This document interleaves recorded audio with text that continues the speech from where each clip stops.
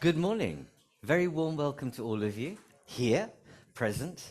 It's great to have so many of you, and there's this, like, obviously the room is packing out quite significantly. I also want to welcome all of those of you, over 100 or so, online, who are joining us from all over the world for this very special EU-China Forum, where we are going to be reflecting on a relationship between two significant trading blocs, two significant economies, two, I suppose, geopolitical blocks that have defined a lot of our times and our economies and our well-being in the past 20 years.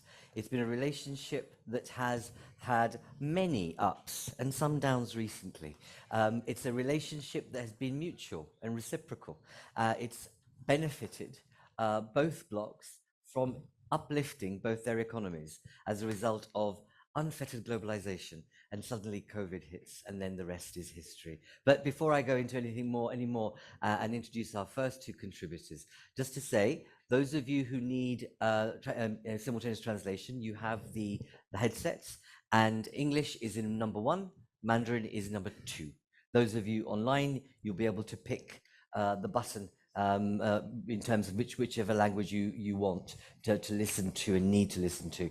Also, for those of you who are online, please be aware that you can ask questions. We'll be readily welcome your questions. We've got colleagues who are keeping an eye on you. And so whenever you wish to raise a question, please use your virtual hand, and my colleagues will let me know so I can bring you in and then profile you on screen. So that's what we're expecting. It's a very busy time. We've got, as you can see, if you can hear, or those you can see, the room is packing out even more. And so we're really pleased that we've had such interest amongst all of you. First, though, I'm going to invite two very significant contributors to reflect on this relationship. As I've just said, that the issue that we're here to really think about is, what have we learned from a relationship that has significantly been beneficial to both partners, if you like? That partnership and that relationship has defined globalization. It has meant we have made in China products all over the world. And despite the call of politicians to say we want strategic autonomy, or we want to unwind the clock on globalization, it's going to simply not be possible. It's simply unreal, and it's faux political posturing. The reality is, how do you make sense of a relationship that has very different value bases, potentially, very different approaches to the how and the why? But what we do know is it has benefited both parties. And as we now live through a world, since COVID, what we know is our lives are going to be subject to sequential, concurrent, serial shocks to the system, crises, if you like. That is what our lives are going to be about. We just have to accept that it's a new norm, because that's what's going to happen, especially in the context of climate change and extremities of weather, but also the shocks of artificial intelligence and the rise of other economies around the world. And we will see how the impact of climate change, new bugs, as in health bugs, and how AI play out in our world and how it transforms how we live. The important thing is to be alive to it, not to put our head in the sands, and perhaps not live by received wisdom, because a lot of the norms that we've been living by simply aren't going to guide us into the future. Anyway, on that note, on that cheery note, I want to invite Ambassador Fu to say a few words to reflect on this relationship and ups and downs, highs and lows, but also where you see it going, please.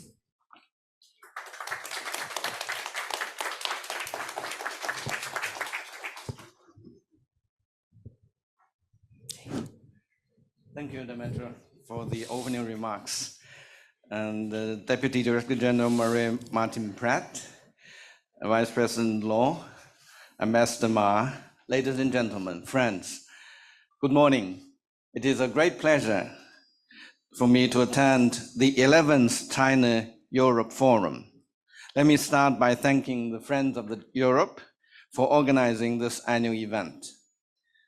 Just now you asked me to look back first, and then since its inception 12 years ago, the China-Europe Forum has been an important platform for in-depth discussions on China-EU relations. It has played an important role in enhancing mutual understanding and trust, and as well as practical cooperation between the two sides. This year's forum is the first physical one after the pandemic, and I thank you for that. And it also coincides with the 20th anniversary of China-EU Comprehensive Strategic Partnership. Therefore, this forum provides a timely opportunity to review the past and, more importantly, in my view, to look into the future and discuss how to further develop a sound China-EU relationship. So from the establishment of the diplomatic relations between China and the European Economic Community in 1975 to the establishment of the Comprehensive Strategic Partnership in 2003, we spent nearly 30 years, or 28 years to be more precise. As we, the Chinese people, often say, one should be able to establish oneself at the age of 30. So the elevation to the Comprehensive Strategic Partnership was a clear sign of a mature relationship between the two sides. Since then, China-EU relations have prospered with close exchanges and dialogues and enhanced levels of cooperation, which has brought tangible results to both sides. Politically, we have institutionalized the annual China-EU Summit and the 5 high-level dialogues and more than 70 cooperation mechanisms. Economically, our trade has increased by tenfold in the last 20 years to US dollar 847.3 billion US dollars, which means that an average of nearly 2.3 billion US dollars of goods are being traded between the two sides every day. European exports to China have supported about 4 million jobs here in Europe. And China has set up over 2,800 companies through direct investment in Europe by the end of 2022, creating more than 270,000 jobs locally. On people-to-people contacts, the number of mutual visits was about 3 million in 2003, and it went up to nearly 8 million in 2019. And there were more than 600 regular flights between the two sides every week. We also demonstrated solidarity and offered each other tremendous support during difficult times, such as the 2008 devastating earthquake in Wenchuan, China, the European debt crisis, and the COVID-19 pandemic. These are all vivid examples of China-EU friendship. Ladies and gentlemen, over the last 2 decades, our comprehensive strategic partnership has made great achievements. But these achievements have not come by easily and should not be taken for granted. Instead, they should be cherished and they should be built upon. Ever since establishment of the diplomatic relations, especially over the last 20 years, China has viewed our relations with the EU from a strategic and long-term perspective. We see the EU as a strategic force and a diplomatic priority. This globally strategic relationship is not targeted at any third country, nor should it be dependent on or be dictated by any third country. Likewise, we hope that the EU and its member states should not develop their relations with other countries at the expense of China-EU relations or at the expense of China's interests. As two major forces, markets, and civilizations in the world, China and the EU have a special responsibility for global peace and prosperity. In a world of turbulence and chaos, it is vital that we build on what we have achieved and further develop our strategic partnership. I have a few points in that regard. First, we should develop a right perception of each other. China follows the path of peaceful development and an independent foreign policy of peace. We are committed to building a community with a shared future for mankind. We see ourselves as a beneficiary of the current international order. And therefore, we will steadfastly safeguard the UN-centered international system, underpinned by international law and the basic norms of international relations based on the purpose and principles of the UN Charter. For China and the EU, there is no fundamental conflict of interest between us, either geopolitically or economically. We stand to gain from each other's development. Our common interests far outweigh our differences, and there are more areas of cooperation than competition between us. China and Europe are first and foremost partners. Given the differences in between China and Europe in terms of history, culture, ideology, and the development stage, it is only natural that we see many things differently. But that does not make us rivals, systemic or otherwise.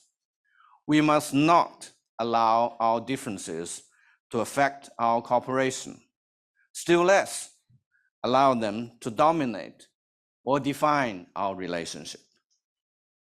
Second point, we need to strengthen communication and dialogue.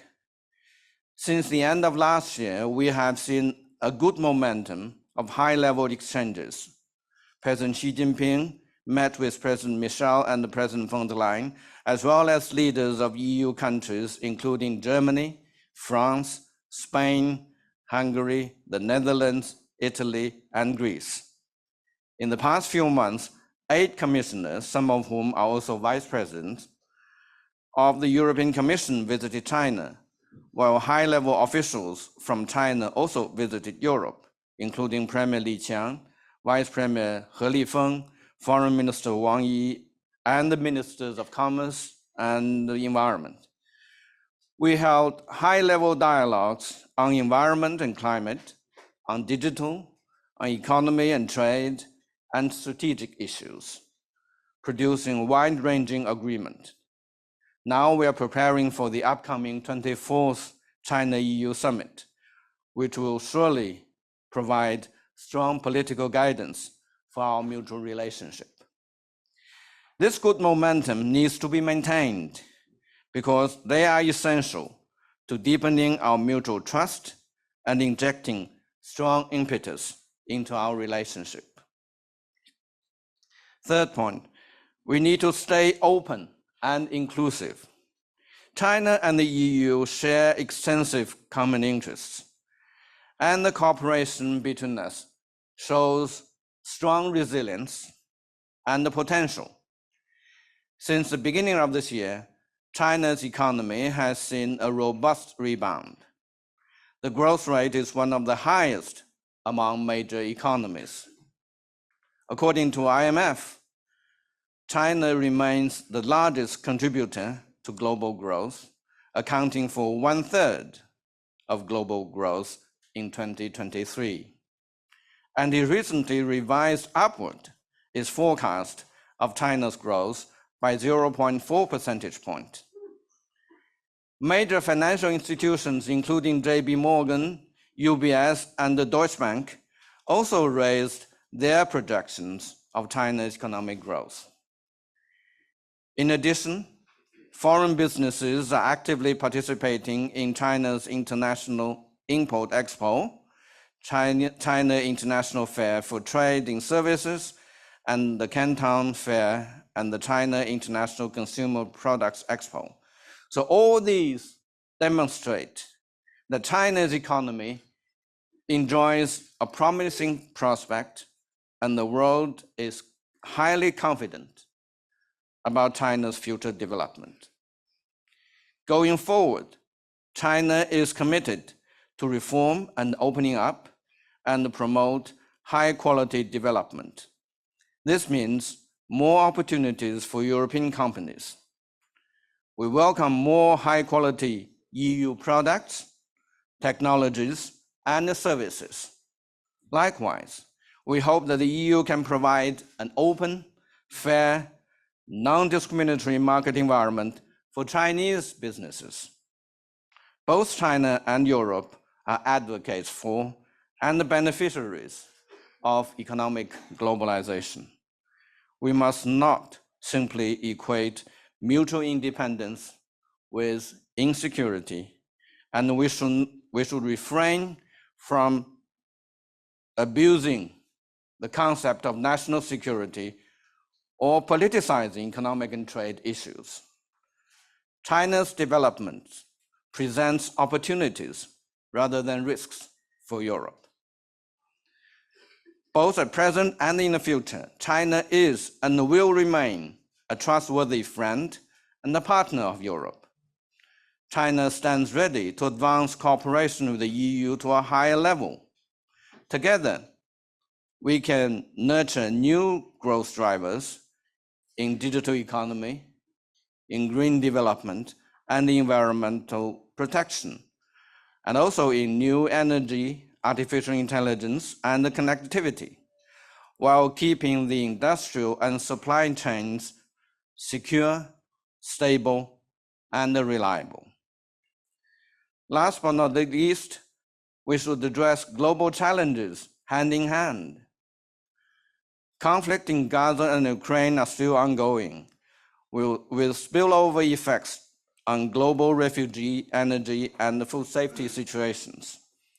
There is much space for the two sides to cooperate and coordinate our actions to de-escalate the tension and to de-escalate the situation and alleviate the sufferings of the innocent people. On climate and biodiversity issues, we need to jointly advance the multilateral process to achieve a successful COP28. We also need to implement the outcomes reached at COP15 to build a shared future for all life on Earth. On global development, China's Belt and Road Initiative and the EU's Global Gateway Strategy can complement each other to support developing countries and contribute to UN Sustainable Development Goals. The Global Development Initiative, the Global Security Initiative, and the Global Civilization Initiative proposed by President Xi offer Chinese perspectives on global development and security issues, and on the need to promote dialogue among different civilizations. We welcome EU support and participation. Ladies and gentlemen, friends, the turbulent international situation will not change humanity's pursuit for peace and development. The voices and aspirations for solidarity, cooperation, and common development will only grow higher. I'm confident that by enhancing our dialogue and cooperation while properly managing our differences, we will be able to usher in another 20 years of greater progress in our relations. But before concluding, please allow me to make an advertisement. In order to celebrate the 20th anniversary of China-EU Comprehensive Strategic Partnership, the Chinese mission has worked with the Diplomatic Road magazine in publishing a special edition of the magazine. So this special edition collects the views and suggestions of many people from various sectors, both in China and in Europe, on the China-EU relations. I would like to take this opportunity to thank Ms. Barbara Dietrich, President and the CEO of the Diplomatic World, and her team, especially Mr. Alberto Tuxter, for their hard work. I hope that you can find time to read this magazine and find some inspiration from the views contained therein. So finally, I wish this year's China-Europe Forum a great success. Thank you. Thank you very much indeed. Some very strong, very clear, very powerful messages in what you're suggesting in the relationship. Now let's hear from the EU. I'm really very pleased to have Maria here. Please take your podium. Reflect on what Ambassador Fu said. Some very kind of strong messages about not a non-discriminatory marketplace. Don't use security as a proxy for not working with us, etc. and so forth. But acknowledging the fact that the relationship has built what it has in terms of economic benefits for both blocs.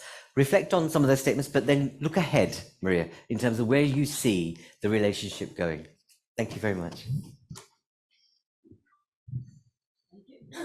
Thank you very much. I hope it's working. Ambassador, very good to see you again. Ambassadors, member states, colleagues from European institutions. Ramendra, very good to be again here in Friends of Europe, and this time in our discussions in the context of the Europe-China Forum. What I will do is not to look back into our relations in the past, recognizing how important they have been and continue to be, but let me rather look into where the world is at the moment, with the impact that has in all relations, including the one between the European Union and China, and where do I think the European-China relation is going. That was a special effect that I hope I hope it won't be repeated. So, as to where we are, I think we cannot forget we are in a very difficult international environment with increasing geopolitical tensions, economic challenges, and a climate crisis. And I think, and this is not specific to the European Union, what you see is a general trend which some will qualify as a paradigm shift from efficiency to resilience. And this is the result of a perception of increased risks, dangers of trade being used as a weapon, and dangers in some critical economic interdependencies. This led the European Commission to publish last June a rather comprehensive economic security strategy that tried to respond to these situations and to the challenges that we have been facing in the last few years, including by key crises in our own continent, such as the one created by Russia's war of aggression against Ukraine. What we are aiming at building with the economic security strategy is very clear. We want to strengthen our internal market. We want to defend our legitimate economic interest. We want to engage in dialogue to address differences when they exist. And as relations with other countries show, differences can exist. And we do want to diversify when lack of diversification will be a risk for our independence and our security. Now, how does that affect our relation with a country as important for the European Union as China? I think with respect to China, our strategy, which is not new, remains valid. We see China as an essential partner, but also, depending on the areas, as a competitor and a systemic rival. And I know that China that does not like that triple qualifier, but I hope we all understand that our relationship is too broad and too complex to fit into a single category. It is undeniable when I talk about the importance of our relation. We are major economic partners. Our bilateral relationship is integrate and important. And as major economic actors, the course we set has a strong impact on the global economic outlook. So we do have a responsibility there. Our bilateral trade is often repeated, 2.3 billion euros worth of goods every day is extremely important. China is a very important market for our business, and not to be forgotten, the EU is a very important market for China. Now, given our different economic and political systems, we need to ensure mutual understanding of what drives our policies. In a way, this mutual understanding is what our president, President von der Leyen, calls diplomatic de-risking. Diplomatic de-risking, which also entails addressing issues frankly. Frankly, from the point of view of the European Union, we are worried about unfair trade practices, including exports of subsidized overcapacity. We are worried about cases of trade coercion. We are worried about instances where we see export controls with unclear security justification. We believe that we need to engage to address these type of concerns. This is why engagement between Europe and China is so important. And we believe that China can do a lot to mitigate concerns by meaningfully engaging and addressing these issues. Now, going forward, where are we going forward with our bilateral relationship? Again, I cannot stress enough that we have to take our relation forward through engagement and open channels of communication, something that was also highlighted by the ambassador. It is in this spirit that Executive Vice President Dombrovskis visited China last September, where he co-chaired the 10th EU-China high-level economic and trade dialogue with his Chinese counterpart, Vice Premier He Lifeng. This was very important. It allowed us to re-engage with the Chinese leadership in person after the COVID years. During that discussions, we were very frank in emphasizing that we see the EU-China relationship as critically unbalanced. In 2022, we saw the record high deficit of almost 400 billion euro. And let me be clear, we don't think that trade deficit is bad by definition. We don't have such a mercantilist approach towards trade deficits. They can exist.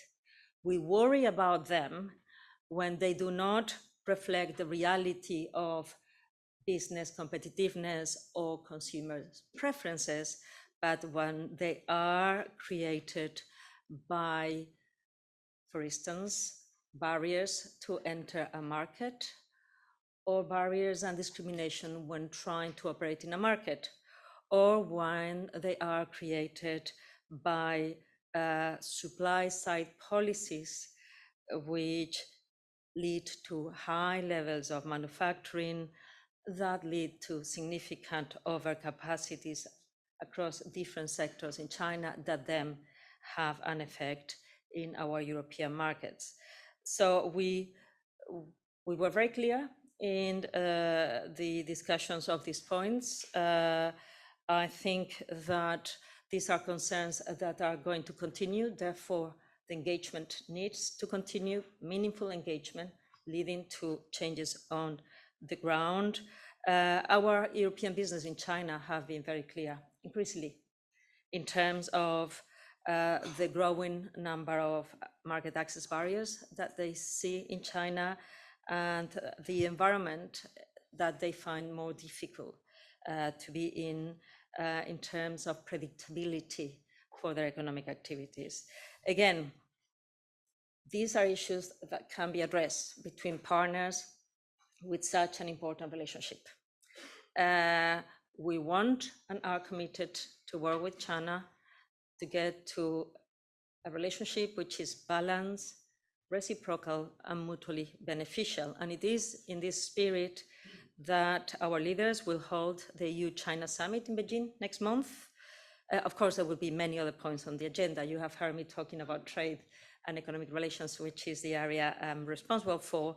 But on the agenda of the summit, we will have foreign policy, including the wars in Ukraine and the Middle East.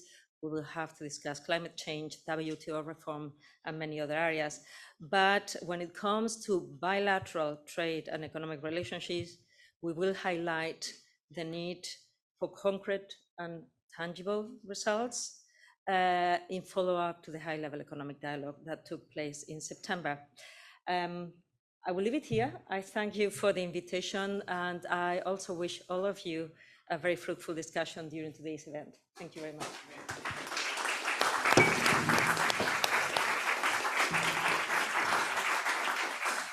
Again, a set of very clear, powerful, strong messages. So we've now got what the terms of reference are, if you like, and what the stakes are. You could hear the messages between the two blocks. What we do know is that there's an undeniability that if this relationship doesn't work, it's people on the ground that are going to suffer.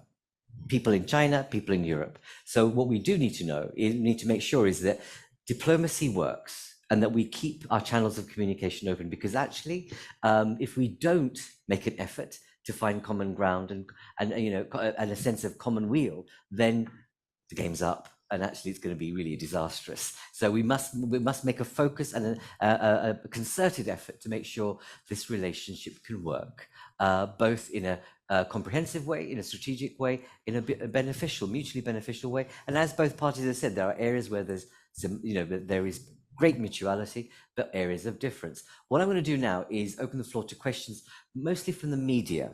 The reason for that, you might think, oh goodness, why is he doing that? Because it's important that the media are here to report on this conversation. And guess what? By answering the questions, you as a public can fact check what they're going to report. So it's absolutely live fact checking, if you like, in response to the questions that are asked. So I'm going to give the opportunity first. I have someone online. I have the Chinese Daily, is it Daily News? Yeah, the Daily Uber. Can we put them on? We have a question from them. Hi, can you hear me? Hi. Hi, Your question, thank you very but much. be brief. Please be brief, because I want to make sure that we've got enough Maria, I time to have do that. a question for you. Because many of the EU's policy in recent years targeting China or against the Chinese companies, as you read the Chinese Chamber of Commerce to EU report.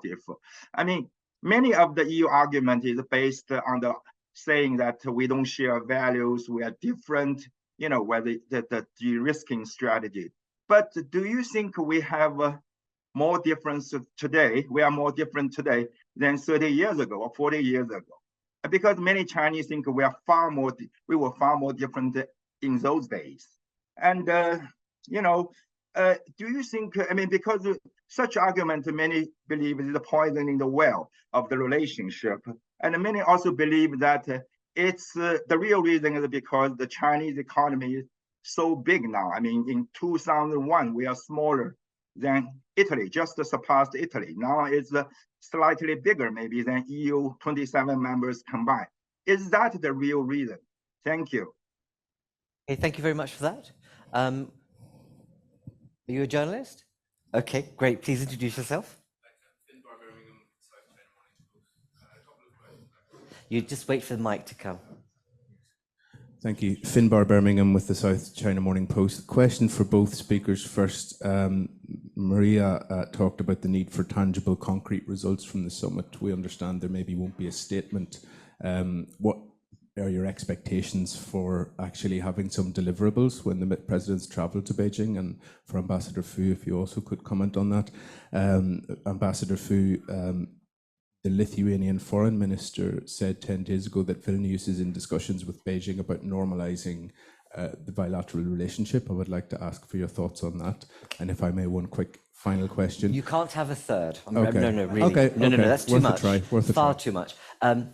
Please, over here. Just here. Again, introduce yourself. Hi, Alice Hancock from the Financial Times. Thank you so much for the comments, very interesting. I just wondered, we are obviously close to the run-up to COP, and I wondered if you could give some details as to what extent China is willing to respond to EU calls for higher ambition on mitigation, and what could be done there on mitigation, climate mitigation. And then also in terms of CBAM, we've seen that enter a trial phase. Ambassador, you mentioned a non-discriminatory environment for businesses.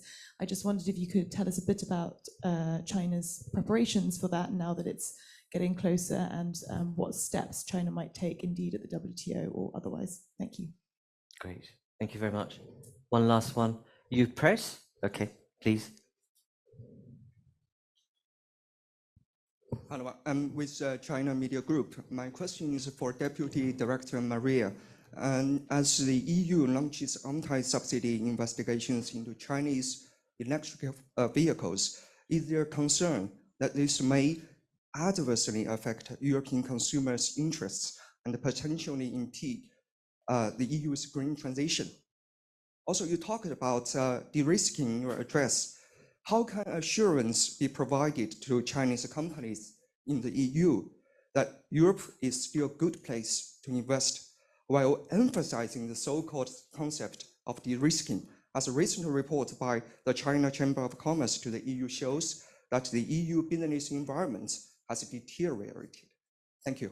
Thank you very much. Okay, great. Ambassador, I'll kick off with yourself in terms of perhaps start with the question about what your expectations are and the issues around WTO and mitigation issues that was raised by the lady from the Times. Okay, on the mitigation, yes. On the climate change, I think China is very firm on that we support the global efforts, and actually China has been doing so much in terms of in reducing the fossil fuel and extra, and in terms of introducing more renewable energies and so on and so forth. And we are also providing a lot of assistance to the developing countries as well, to the global south. And China also plays a very important leadership role in terms of the climate change efforts, both in terms of the international conferences and also in trying to coordinate international efforts, both in terms of the mitigation and also in terms of the adaptation. And this is first point.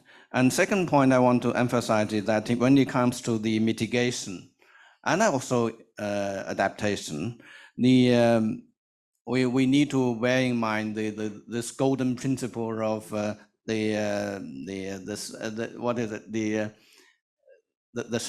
same and the differentiated responsibility. So we also urge the developed countries to really implement their commitment in terms of providing this financial resources to the global south. I think that is something that is important, and we also hope that in the upcoming COP28, some real actions or more actions need to be taken in that respect in terms of the carrying out their commitment. And in the CBAM, yes, we do have a lot of concerns about this. We think that this actually raised in our view, and also in the views of many other developing countries as well, and also by the US, by the way, that this is a green barrier, a green trade barrier, and we do have concerns.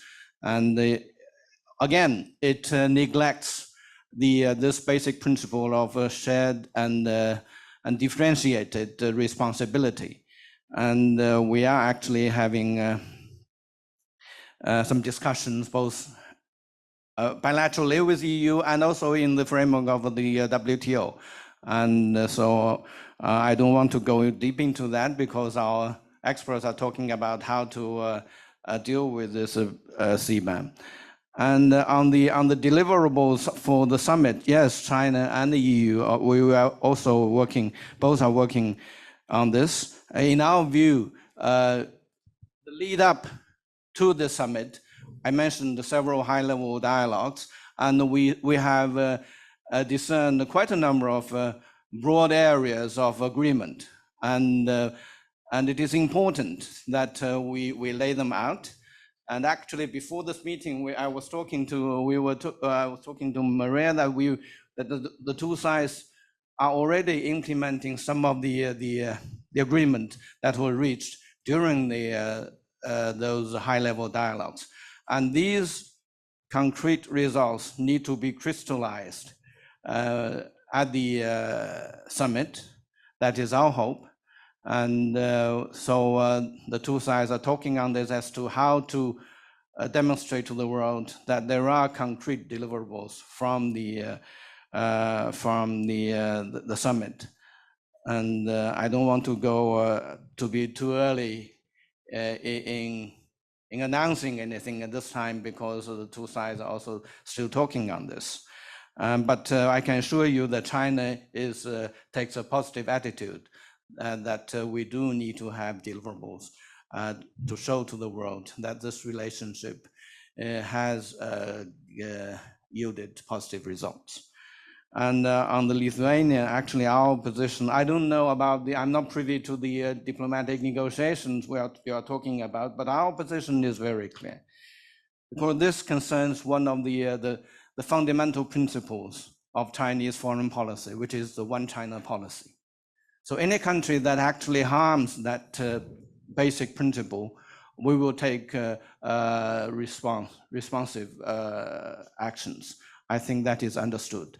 And I think if the Lithuanian side wants to remedy their erroneous actions, that will be welcome. I think, in my view, the solution can be quite simple. You go back to the past practice, or you adopt the practice of all the other EU members in terms of this one China policy, in terms of the opening, allowing Taiwan to open an office in your capital. I think it's very simple and straightforward in our view. So we do hope that the Lithuanian authorities can realize this and take remedial actions in that respect. And also I want to say a few words about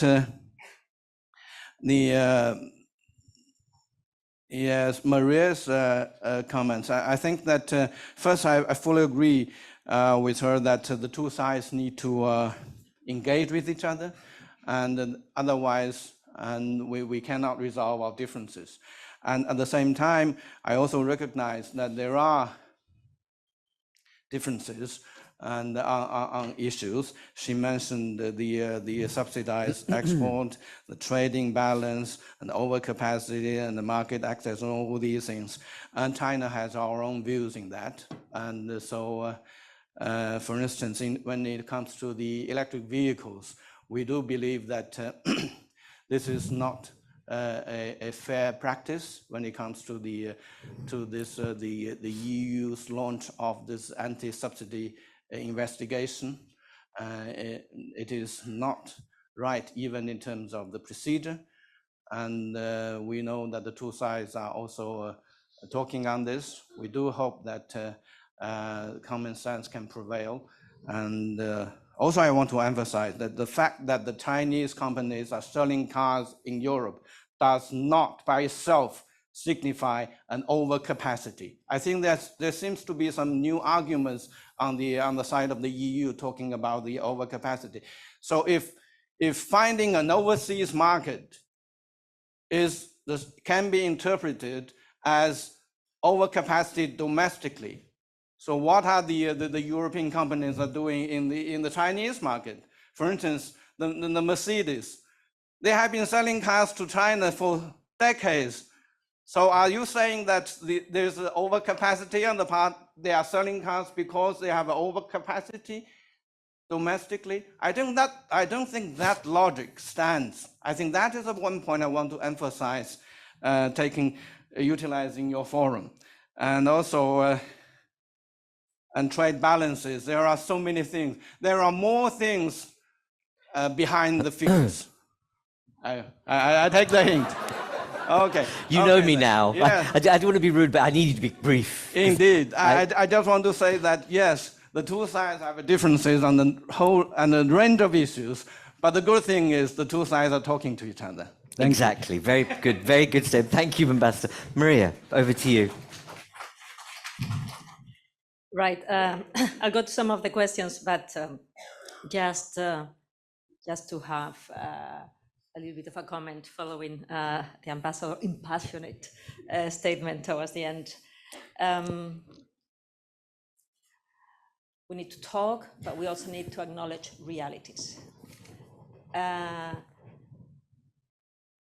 way to demonstrate the problems where we have a trade imbalance is not too difficult.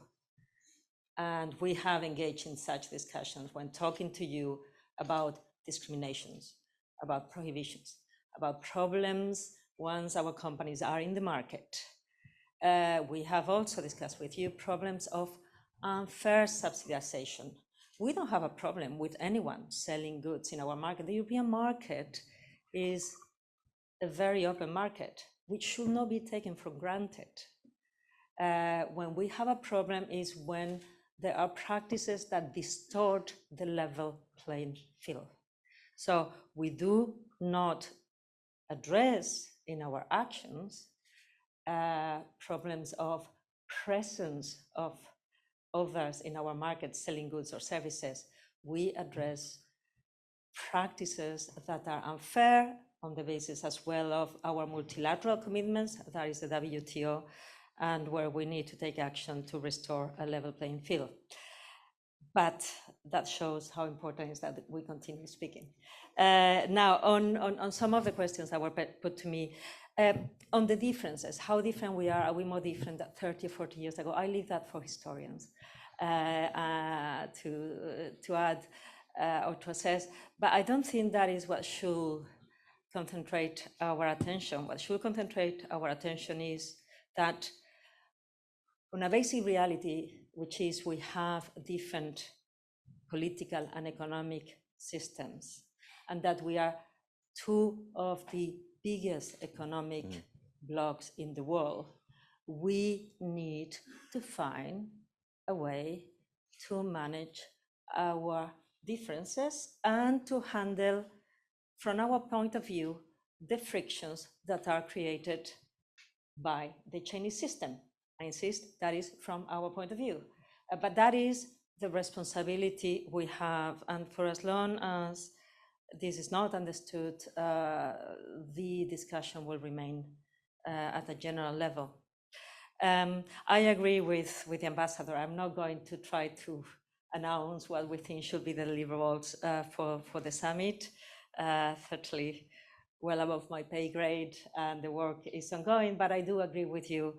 I hope we do have concrete deliverables. As regards whether the ongoing investigation on energy vehicles and the effects for consumers. Again, let's be clear. What is good for consumers in the short, but also in the long term, is fair competition. And that is what we try to restore when we use trade defense instruments. Otherwise, you may have effects in the medium to long term that are not good for the consumers, for the communities they work in, and for the general economic environment. And finally, is Europe a good place to invest? Yes, I continue to believe that the internal market is a very open market. You can compare the access of Chinese businesses to a market like the European Union as compared to other bigger markets in the world, and tell me after what you think. So yes, it is. But I do repeat, as I said before, it's not an openness that should be taken for granted. Thank you very much. Thank you both. We've run hideously out of time because the next session is going to have to be curtailed. Colleagues, I hope you found that stimulating, thought-provoking. I hope it doesn't seed cynicism, but it does set out what the stakes are, and it gives you a clarity of the areas of difference and where we need to find commonality and consensus if we can. But what I think both sides have to accept and agree is that it needs to be made to work, because you cannot have such big economies not being able to speak to each other and resolve differences. As I said, otherwise we'll have a huge crisis and disaster globally on our hands. And ultimately, it'll be people and communities that suffer on either side. So we have to make sure that we take a people-centered approach to these discussions and negotiations, and find ways and pathways where there can be commonality, and I said common will. So thank you both very much for your time and your energy and also resilience. And we wish you well into, I wish you could tell us what's happening at the summit, because that'd be great, because we could get, scoop. But thank you both, and wish you both well for the summit, but also for what happens at COP28. Because let's hope that this next COP isn't another talking shop, but something that results in meaningful practice. Thank you both very much. We'll move into our next session. Thank you.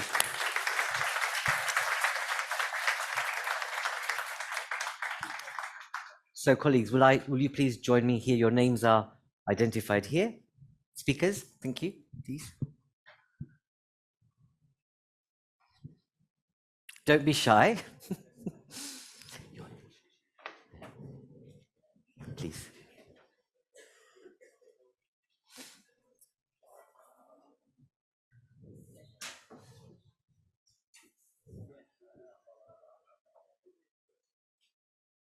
So, as a framing to this next session, which we have called couples counselling, and you can see why, we've got the pleasure of inviting Ambassador Lau to first provide some opening remarks. Thank you. Over to you, Ambassador.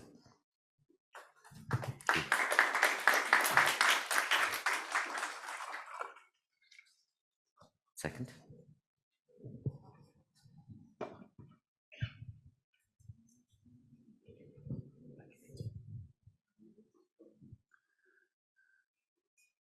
Your Excellency Fu Cong, Chinese Ambassador to the European Union. Dear Manager,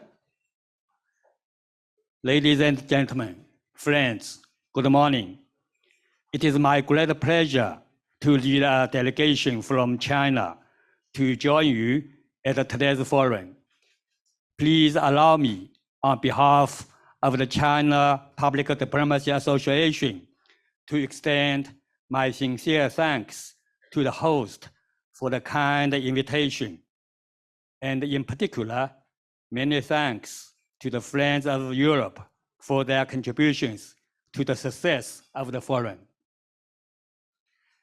Since its launch in 2011, for more than a decade, the Europe-China Forum has become outstanding as a platform with high expectations for both China and Europe to deepen mutual understanding, enhance mutual trust, and expand win-win cooperation. This year marks the 20th anniversary of the establishment of the China-EU Comprehensive Strategic Partnership. We gather at a critical moment to map out a promising future for the China-EU relationship while building on our past achievements. We will, at this forum, focus on issues of target. However, before the discussion, in my view, we should first reach a consensus that is, no matter how China-EU relations are affected by complex factors and facing increasingly challenges, there is no fundamental conflict of interests between China and Europe. And both sides have shared more consensus than conflicts, enjoyed closer cooperation rather than competition, and possessed potential for further collaboration. The development of China-EU relations over the past 20 years has proven that being the two major forces, markets, and civilizations, it is the long-lasting cooperation between us that has brought benefits to each other, as well as to the world as a whole. Such an variable consensus comes from the right and balanced perspective given by both China and Europe to each other.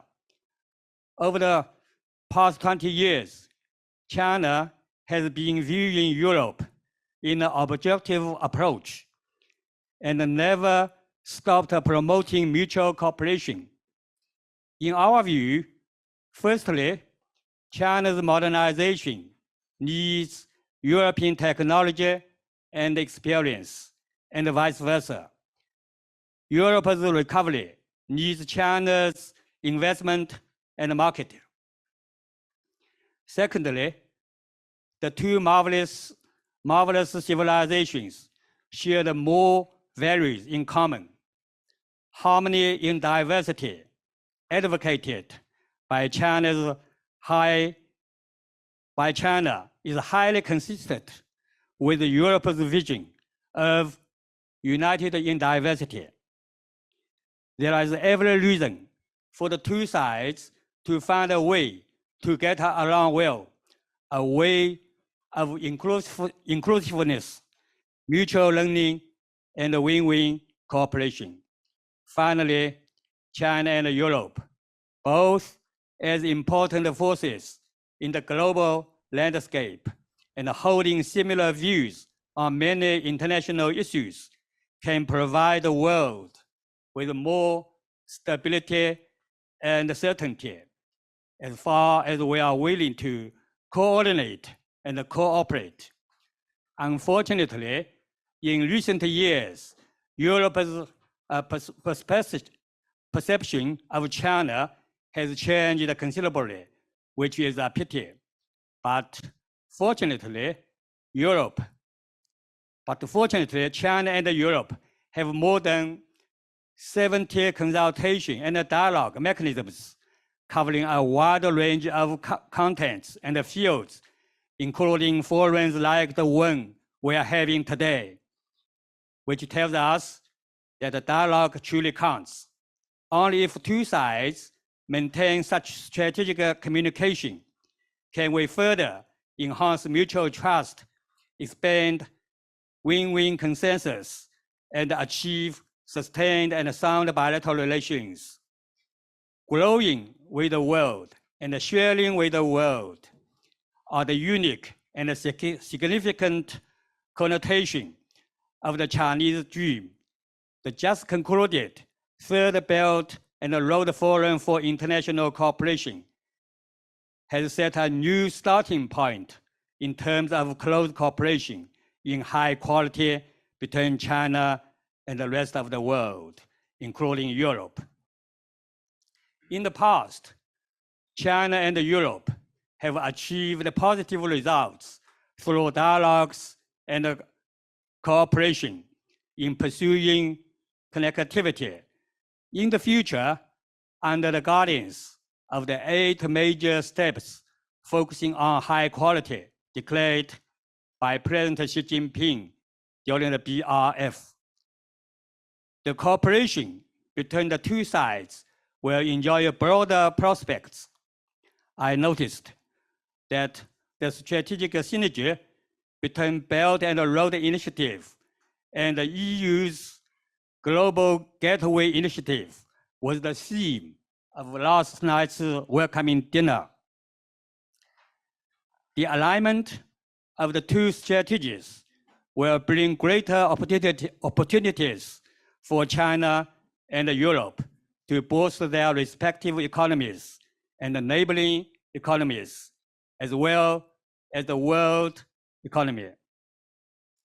people-to-people exchanges, including those between think tanks, have always been an important bond for enhancing friendship.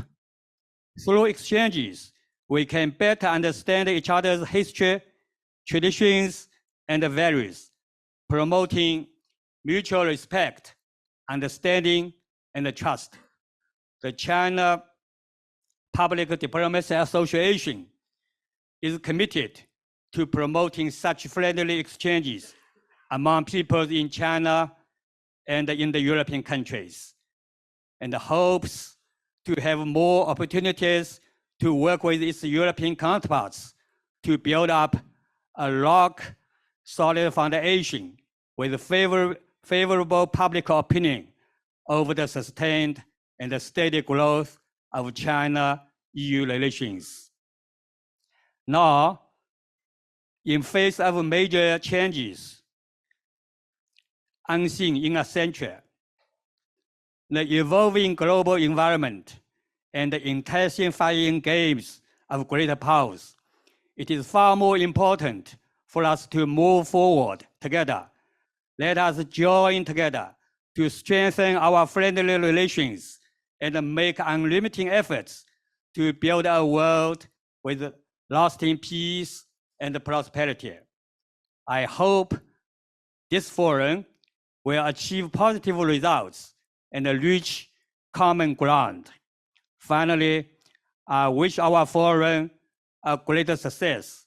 My best regards to you all. Thank you very much.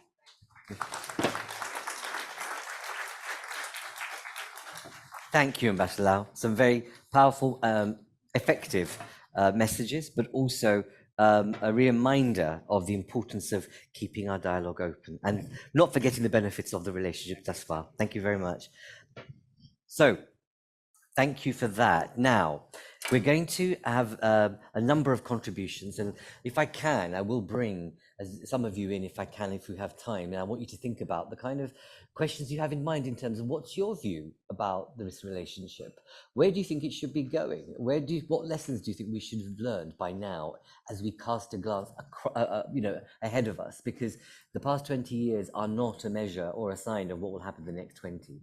The rate of change, rapidity of change is such that we cannot use even the past 5 years as a proxy for what might happen in the next 5, for all the reasons that we've discussed earlier on.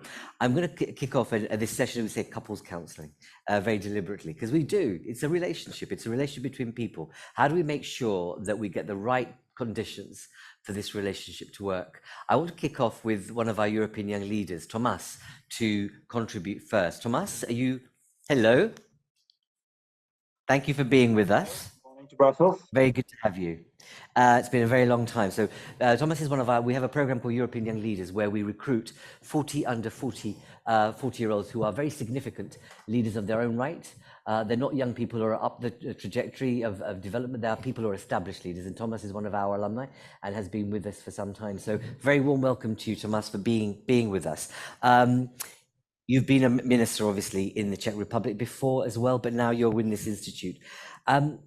Tell me, from your perspective, how can the EU drive a united front in relations with China, given the differences that currently exist within this beautiful, let's say, federation of the Union? How can we drive what's your sense on driving a common approach to relations with China? Over to you, Thomas. Thank you very much for a very hard question. I would divide my answer in two parts, brief parts. First, one is on the European side. We need to have more honest discussion about the future relations with China and work on more coherent and consistent messaging to China, what we want in the relations to be mutually beneficial. As we see in the past, there has been highs and lows in cooperation between EU and China. And there has been also high expectations that not always met the reality. So I think this is our task for us Europeans to really better define our ambitions from the relations and better define our interests and to share them among us. Second, on the relation between China and EU, I think that there is also a need that both sides is more ready to accept the differences when it comes to interests, when it comes also to some values. But this should not be the barrier for dialogue. Let me mention one example because it has been raised already in the discussion, and it's the issue of economy, resilience, and security. I think that both sides need to acknowledge that in the past, China has also contributed to improving its economic resilience. Let me only mention the Made in China strategy. Other steps that improve the Chinese supply chains. And now Europe probably later is realizing that it has to do the same. And we now can hear very often that it is seen as a way to retaliate to China. No, I think it's legitimate for Europe to do the similar step as China did in the past and have a Chinese partner to accept that this is something we need to do. And we need to also do it because as a democratic organization, we have democratic principles here. We need to have a support of population for future relations between EU and China. And we need to put in place strategy that, for example, improve the labor standards, create jobs, etc. We cannot allow that practices that undermine, for example, European jobs result in a bad opinion about EU-China relations.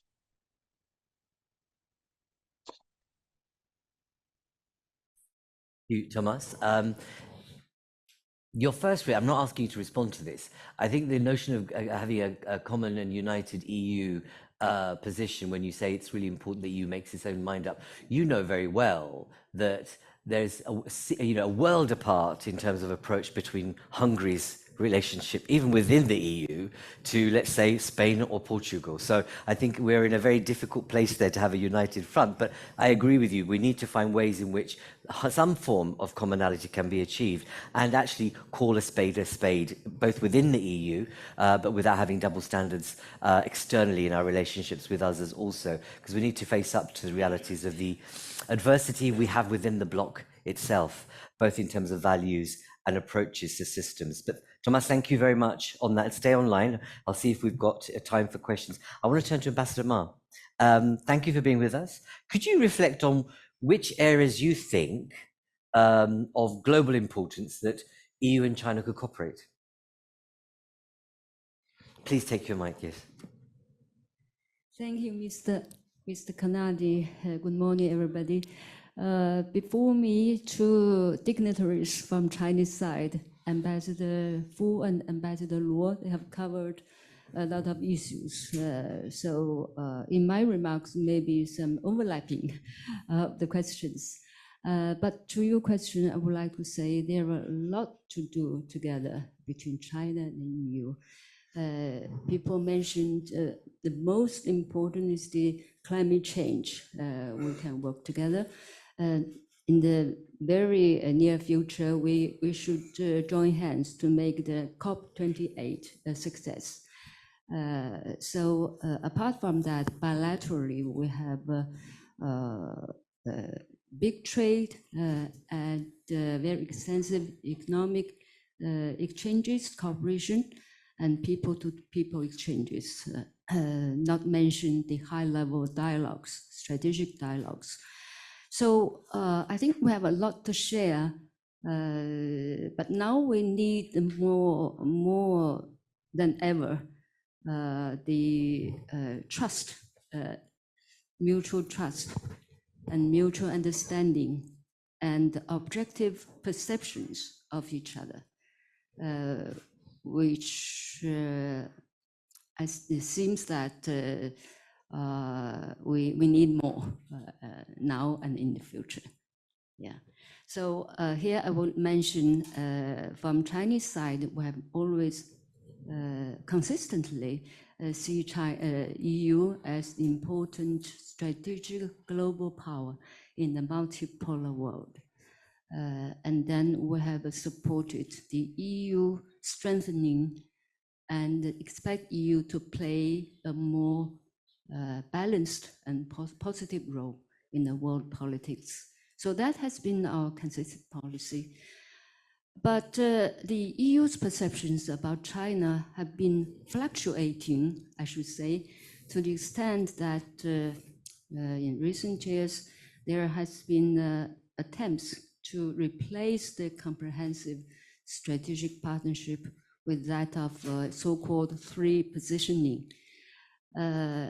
This has roused the suspicions, and people in China, it's hard for them to understand this new positioning from EU and to accept this, actually, because they are in the contrary to the comprehensive strategic partnership, which was agreed upon by the two sides 20 years ago and has stood the test of time.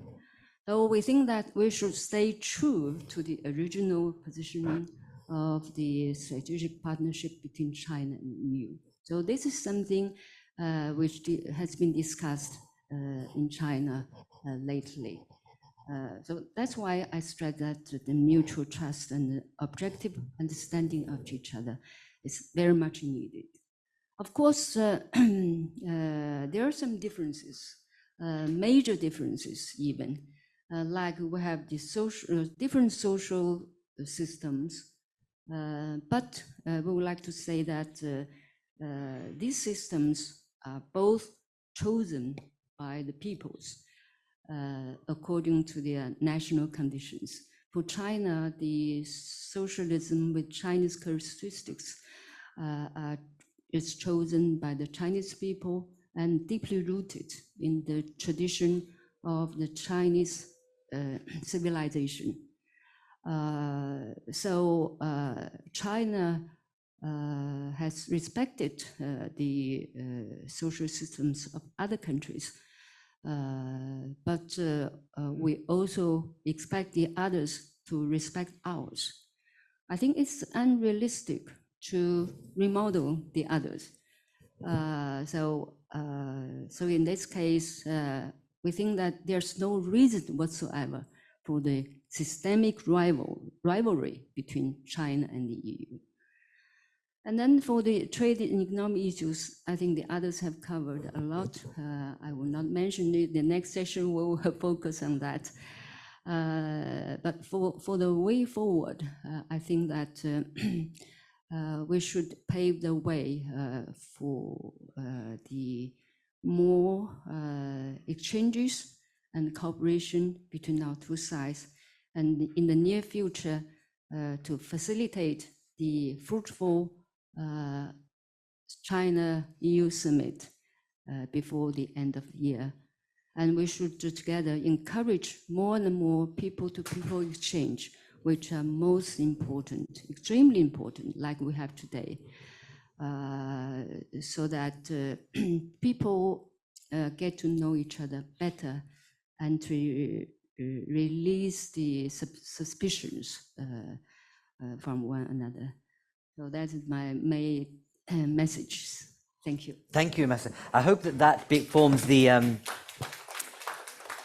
you know, that you obviously both sides at this stage can't reveal the agenda, but I do hope that in the summit that you start with a conversation of that nature rather than moving straight into the transaction of where do you cooperate and where you're going to do business. Actually, in the context of a 20-year relationship, there needs to be an open and frank conversation about both sides.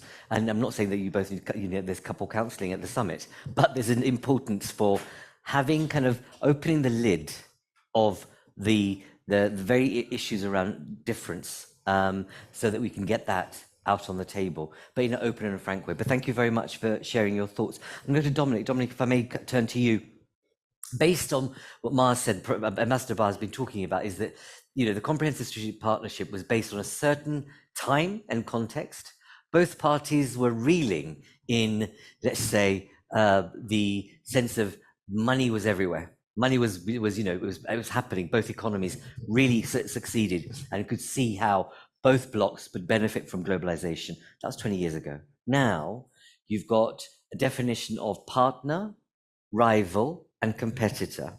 If I've got that right, yes. Are these terms mutually contradictory, or does it make sense? Do you want to reflect on whether actually is the EU really signaling effectively what it wants from this relationship? Over to you. Thanks very much, and thanks for the invitation. It's a great pleasure to be here in such esteemed company. I'll come on to your question in a second, but just a few remarks, if I may, taking my cue from the what I see as the clever title of the session on couples counseling. The basic points, as I think of them, are we're partners. We come from different backgrounds and histories, and we have therefore different views on certain issues. We have to work together, as many have said, including to address our concerns. We have to speak openly, we have to speak honestly, as good partners should. We have, in short, to be willing to manage our relationship constructively and responsibly to make it work. So what does this mean concretely? Three main points I would make. First of all, meaningful dialogue. I would hope, and I'm sure we can sustain our recently much enhanced in-person engagement. It's already been said that the President of the Commission, no less than eight members of the Commission have visited China this year to discuss trade, investment, digital, climate, energy, environment, foreign policy issues. So we need to keep talking and keep listening to each other. Second point, no taboos, to put it simply. The key for us isn't just to hold meetings, share updates, and then plan more meetings. It's to be open, to dig a little bit deeper, especially on what matters most to us. So that's why, for example, we've spent a lot of time in the past almost 2 years, 1.5, explaining how much Russia's war on Ukraine matters to us. And thus China's positioning and its limitless partnership with Russia also matters to us. Third point, respect. Much favored and valuable Chinese expression. For us also, it goes without saying. It means not avoiding certain topics. It doesn't mean avoiding things. It means addressing the trickiest issues, the long-standing ones, we've heard about them, being honest and clear, including where one or other side may be a bit less comfortable. So we shall keep underlining the value that we place, for instance, on stability in the Taiwan Strait, where so much of our trade passes through. And China will keep telling us that megaphone diplomacy, as they call it, is not helpful when we say in public what we also say in private, by the way, on human rights. But recognizing these positions, recognizing them, is and airing them is a sign of mature relations. Just a few words on what my boss, Mr. Borrell, called non-conflictual interdependence. I think like any wise couple, we're aware that we need each other. 2.3 billion euros of trade every day. We all benefit from that trade, and we need to make sure that we continue to do so.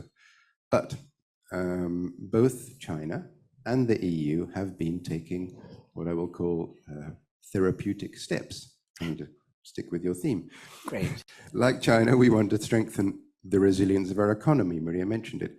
Excessive dependence in any couple is not healthy. We learned this from the COVID pandemic. We learned this after Russia's invasion of Ukraine. Cooperation, many have said it, it's vital. There are so many areas where we have to work together.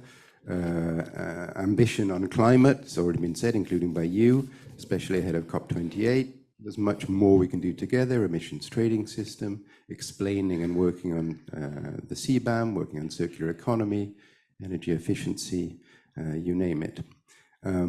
Finding together the regulatory and the substantive pathways towards our collective decarbonization. We should be, if I may stretch the metaphor, a low carbon couple, setting an example to the world. I hope someone's tweeting all of this, please. This is great. There are many. There's a new head of division saying that. Great, go on. There are many other examples. I won't go through them all, but debt management, pandemic preparedness, where better, more joined up systems between us are essential, because these are challenges which go beyond our national interests or our ability, however big we are, to act alone. So on all of these, we want to work more. We want to ramp up concrete actions, and we are ready to become, therefore, a more altruistic couple, if I can put it that way. It's more than 20 years since I started working on China. I started working on the accession of China to the WTO in 1999. The global environment's changed, China's changed. I won't try and put a number on how much it's changed, whether it's more different now than before. But the relationship is certainly, as a result, after 20 years, more complex. But our futures are certainly not less intertwined. I think that is essential to recall. So the EU is committed to managing our relationship with China, both responsibly and constructively, by engagement, by cooperation, also by confronting and not avoiding concerns and differences, because that's the way we think a relationship can last. The only way that we can work with the perspective of a viable and a productive future. Thank you. Dominic, thank you so much. Thank you for interpreting the session so well. I think it's going to go down that, a low carbon couple. That's going to become a new phrase, isn't it? Let's talk about that, what that means. Thank you for that. I'm going to, if you hand the mic to a colleague beside you. Victor, thank you very much for being with us. Can you, you just heard some very kind of thought-provoking statements about how this relationship has worked and what it needs to do to focus on in the future. How do you see this relationship? Both, perhaps not focus too much on the past, but where you see it going. Thank you, Mr. Kanani. It's my great pleasure to be here, coming back to Brussels to meet so many old friends and to make new friends. I also see some of the ambassadors from other countries in attendance. Greetings to you all. How Europe looks at China, Maria just now described the EU position to a very large extent. I personally do not agree with that in total. Let me talk about how China looks at EU or Europe. China does not look at Europe as a competitor. Europe is not a rival. It's not an antagonist, and Europe definitely is not an enemy. We just look at Europe as Europe. It is a fact, it's a megatrend. China and Europe need to engage with each other on equal terms, respecting the differences between China and Europe. Now, while China looks at Europe purely from the Chinese perspective, we also understand that while we are talking about China-EU relations, Europe actually looks at China with a big overhang from EU-US relations. But allow me to mention one thing. Don't consider China-US relations are carved in stone. Look at what happened in San Francisco. The summit meeting between President Xi Jinping and President Biden of the United States is now described not on the sideline of the APEC. It's a separate, full-fledged summit meeting on the eve of the APEC meeting. That makes a lot of difference. And after the summit meeting, I've been personally, in my own capacity, calling for an exchange of state visit between the Chinese president to Washington and President Biden to China. Don't consider that as an impossibility. I've been also calling for exchange of naval port visits, meaning American ships visiting Chinese ports, Hong Kong, Shanghai, otherwise, and Chinese naval ships visiting Hawaii, San Diego, or even Norfolk. Don't consider that as an impossibility. These two navies exchanged the port visits many times in the past. Why couldn't they overcome the difficulties and exchange naval visits? Now, if that happens, don't be shocked, because I do believe between China and the United States, two countries with huge responsibilities on their shoulder, they need to know how to deal with each other. And in that context, the restoration of the military-to-military exchange between China and the United States is definitely a step in the right direction. Now, I say this, I do not want to divert our discussion from China-Europe. Let me say something about China-Europe. When we move into the second 20-year period, my wish list for China-Europe cooperation for the coming 20 years is that, first of all, let's bring our bilateral trade to $1 trillion US. Now, between China and the United States, they are actually talking preliminarily whether they should set a goal for breaking the $1 trillion trade value. Don't be surprised if it moves in that direction. And I hope Europe and China can get our acts together and set a goal so that we will try our best to increase our bilateral trade. And for the additional amount to be added to China-Europe trade, hopefully European companies will do better to contribute more, selling more goods to China so that China-Europe trade will eventually be more balanced. Now, secondly, I think China and European relations should actually depoliticize.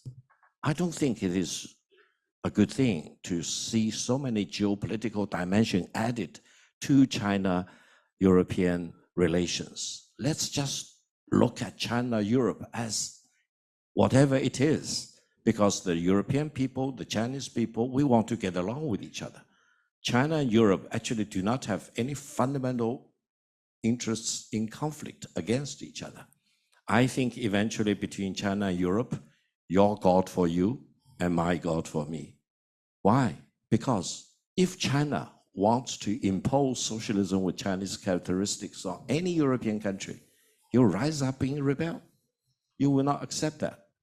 And I don't think European countries wants to impose your political system or ideology on China.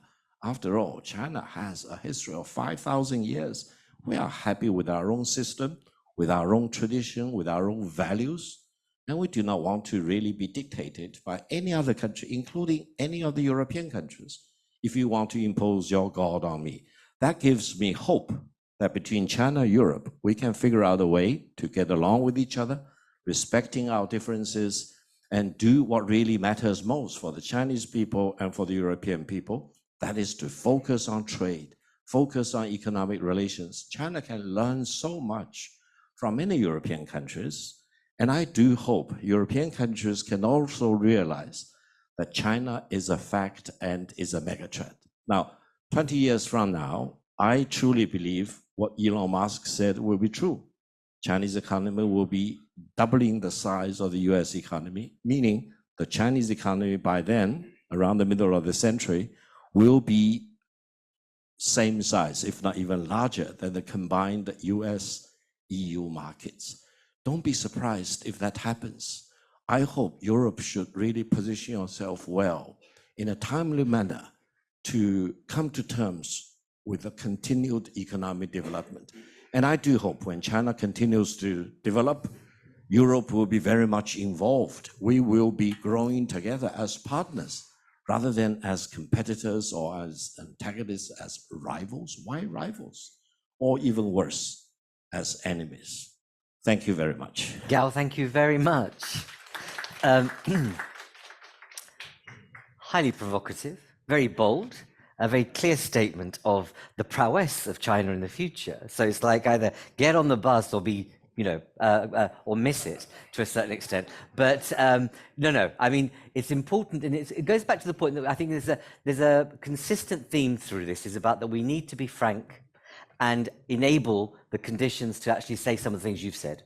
The leaders need to have this kind of exchange, basically. And, your sense of my God is my God, your God is your God, and let us not try and preach to each other, is an interesting metaphor of how we might think about the relationship as we move ahead. So I will bring in the audience, because I know that you've been listening to people for a long time. And I'm going to extend the session just for a wee while, because there'll still be coffee out there, I promise you. But I think this is a rich moment, and I hope that you can get some contributions from the floor. Last contributor, but not least, Lynn. It'd be interesting to get your take on the relationship. There were certain conditions at the time at which the Comprehensive Strategic Partnership was created. We are in a very, very different time to that context. Can you reflect on whether the spirit that generated the CSP is possible still now today into the future? Is this working? Yes.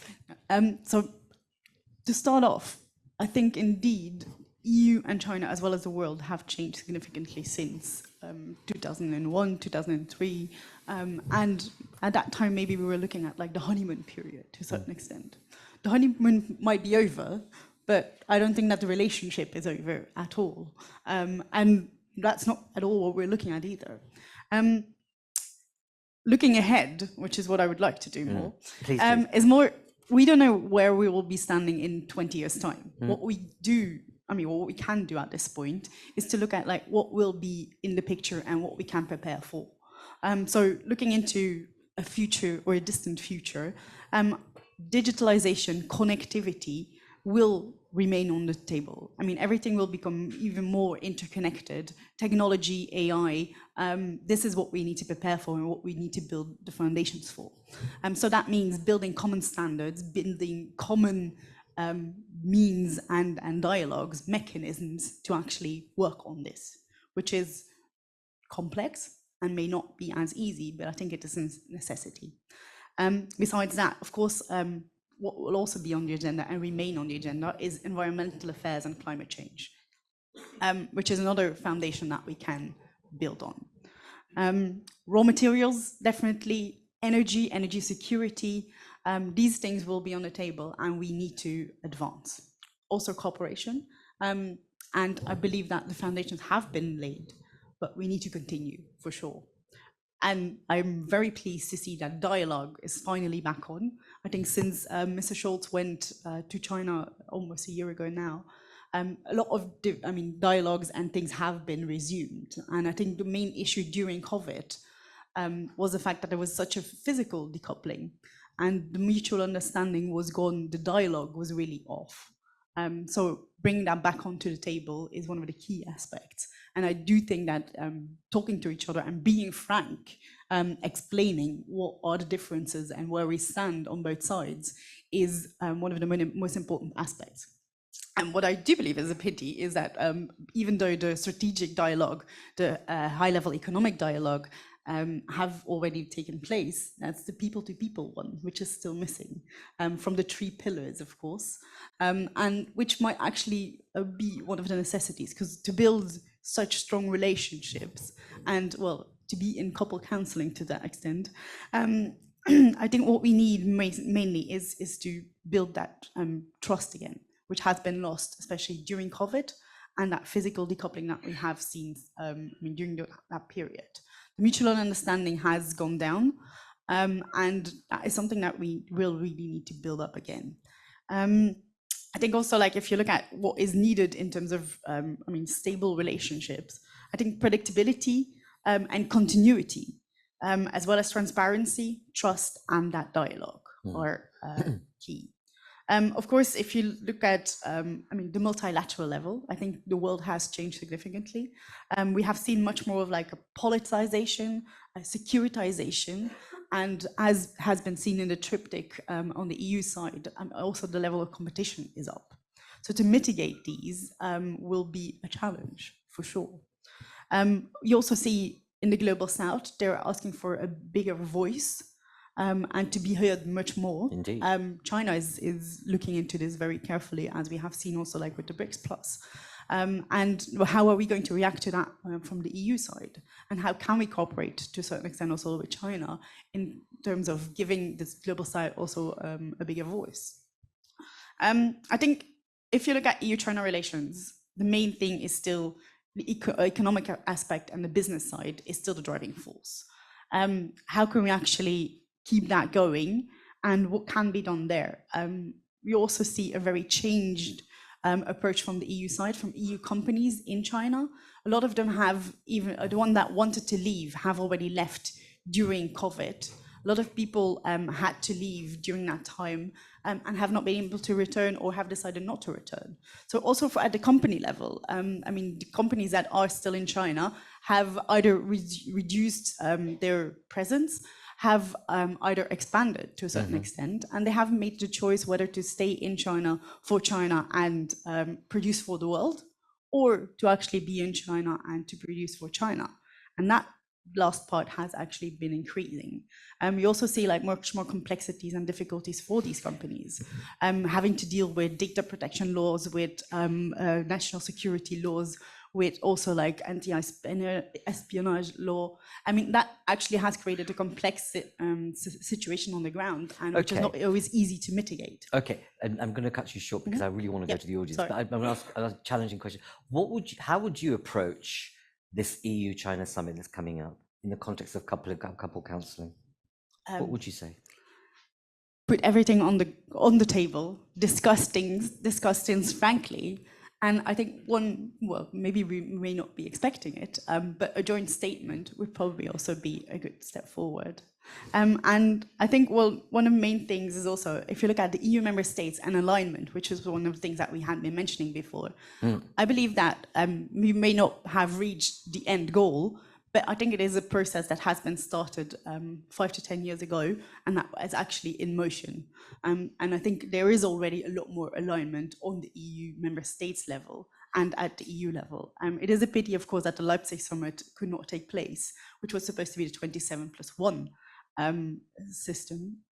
But of course, COVID came up in between. But I think actually, bringing the EU member states and the EU back on one line is actually an important issue that will happen. And I do believe that there is still a lot of room for cooperation between the EU and China. We'll just have to find that common ground and to see what is still possible and where we can kick off. Okay, basically. It's good to have your sense of optimism about an EU alignment. We're less so, but we're a think tank. We can be, critical of the kind of the headwinds that we can see happening, especially with elections and what's been happening in certain member states. But let's hope that values win out and the founding principles of the EU win out at the end of the day. Colleagues, 5 minutes or so for any burning questions from any of you. Gentleman's got his hand up straight away. Anybody else? Okay, Mike, over to you. Please say who you are and your question.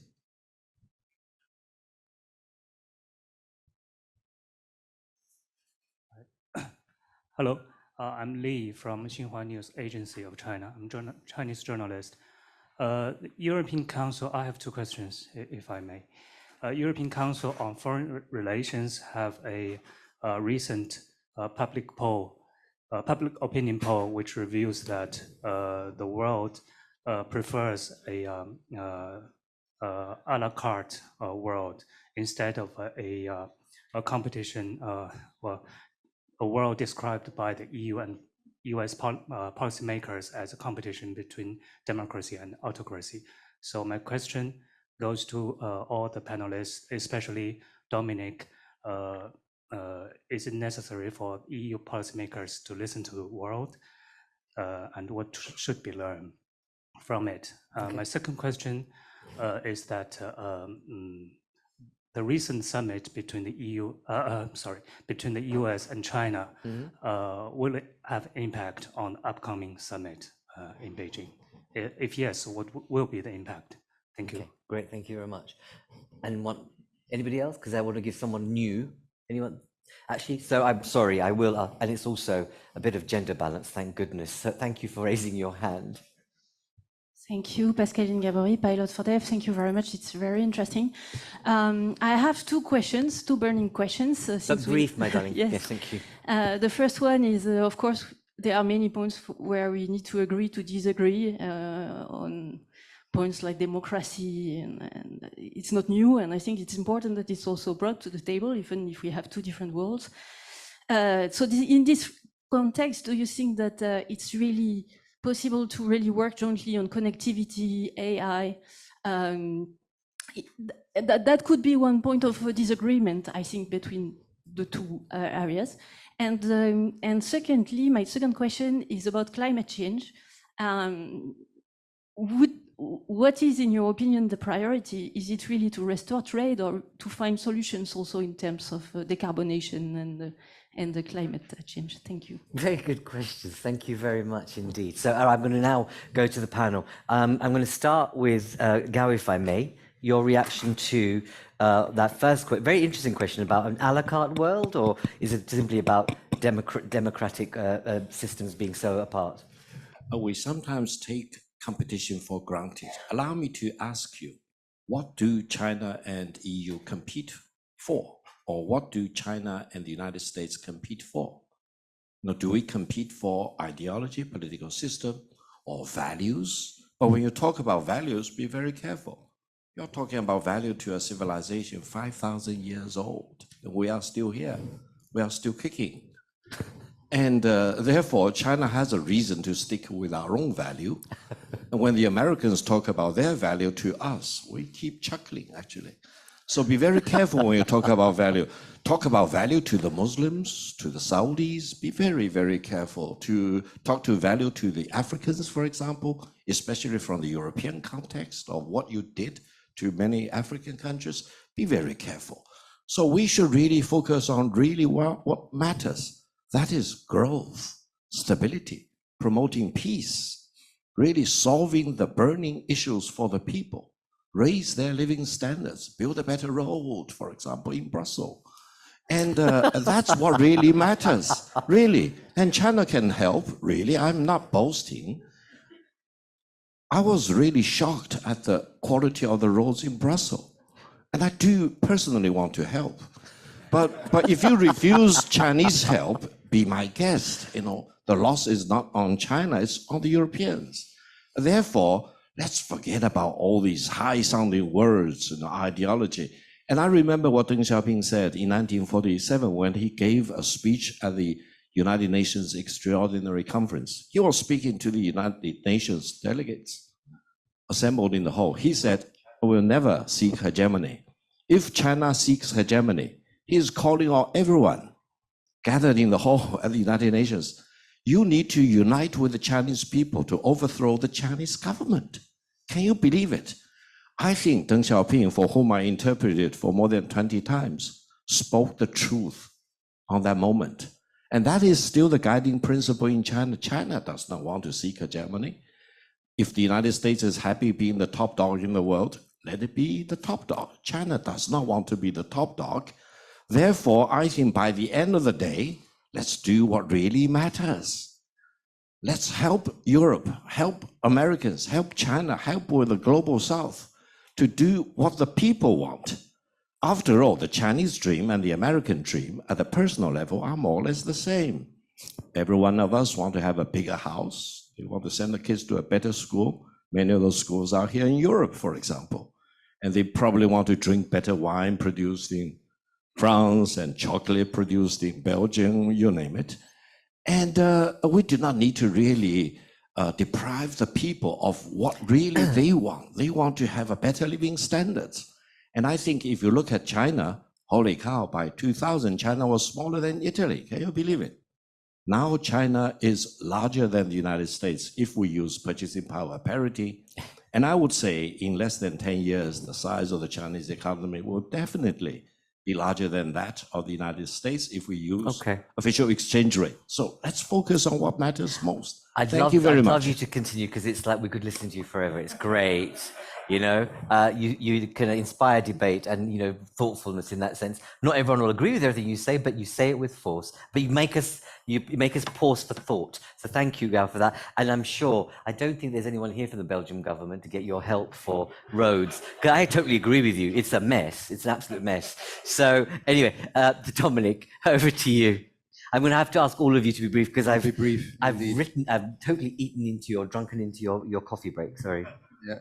I was worried because I think one of the clocks here is on summertime, so I thought we were an hour later. Just to address very quickly the issue of rivalry and whether that means imposing models, ideologies, autocracy versus democracy. No, that's not what rivalry is about. China and the EU have had different systems of governance forever, completely different systems of governance.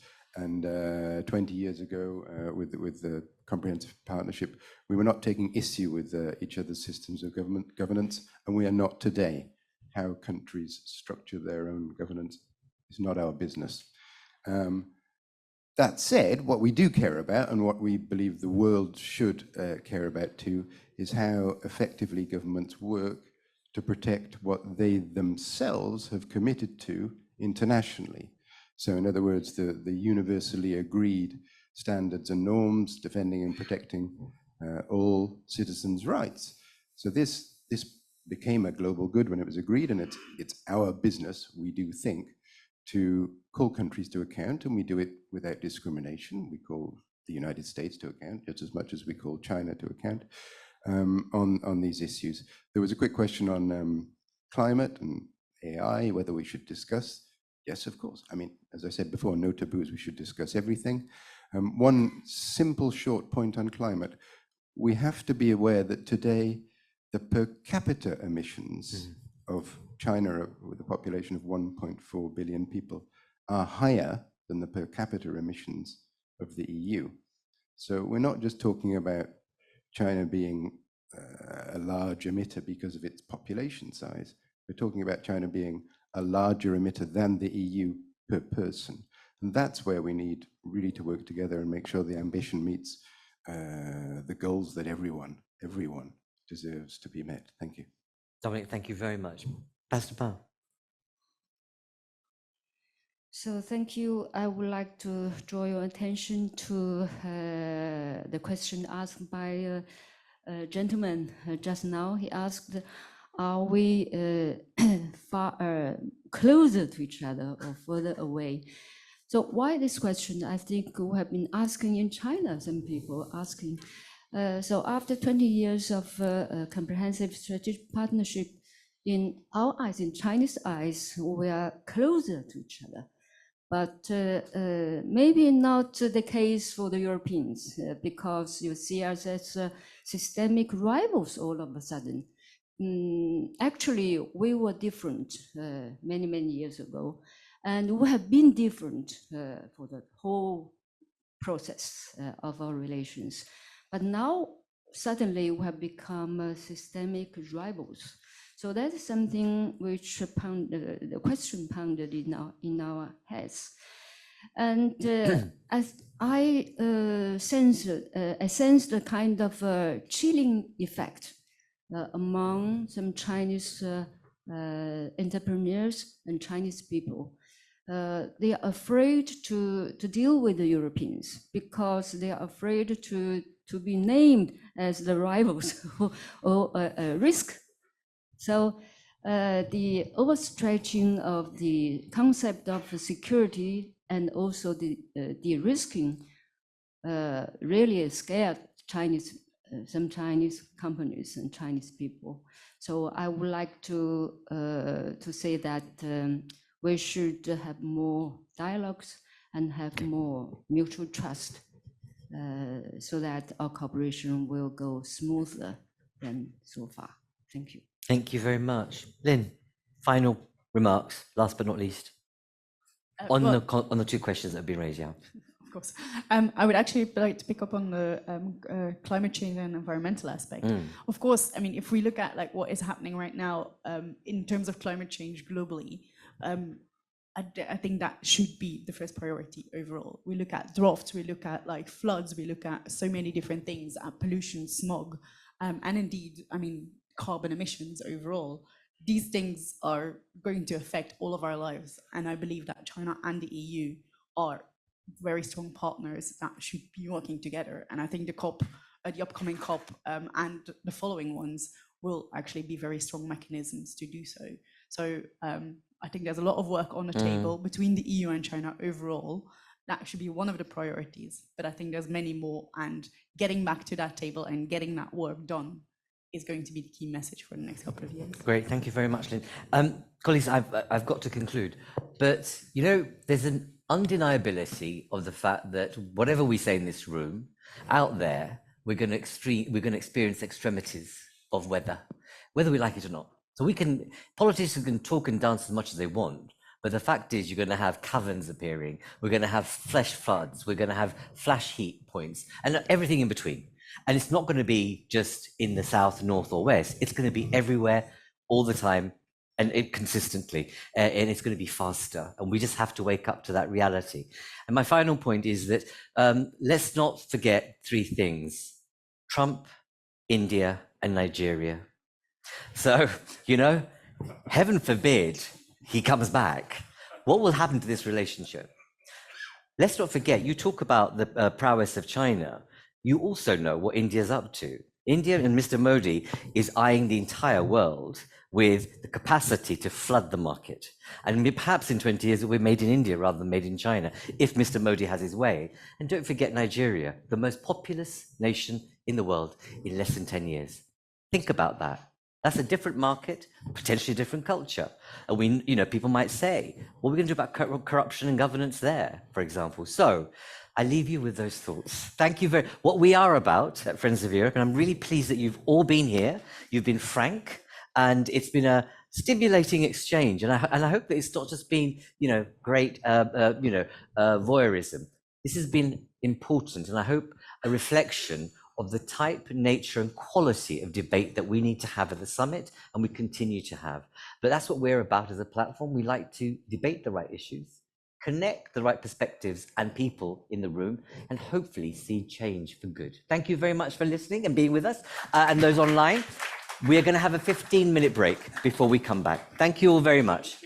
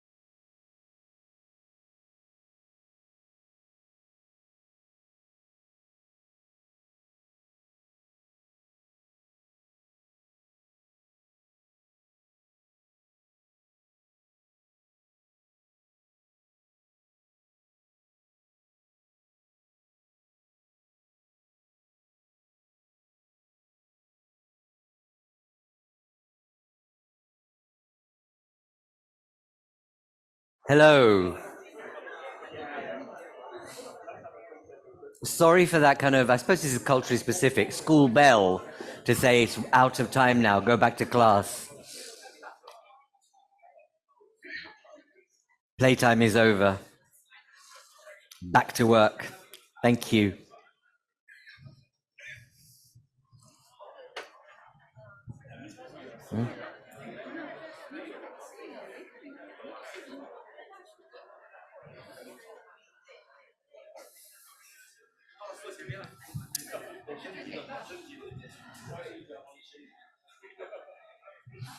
Can I ask our speakers to join? Your names are on here. You? Thomas? Ah.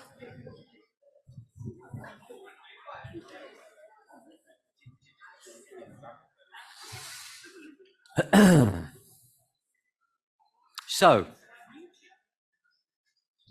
I hope you had a good little break, able to shake your hair and heads and have a conversation outside of that very intense but very interesting and thought-provoking first session. We go from couples counseling into looking at what do we mean by de-risking? How do you reduce uncertainties? And the whole thing about making sure that given what we've been saying about crises and what's likely to happen in the future, how to create a sense of global preparedness? Putting aside whether we have system differences, cultural differences, value differences, the reality is the globe, our planet, will be subject to a number of shocks, whether they're climate related, digital related, or health related.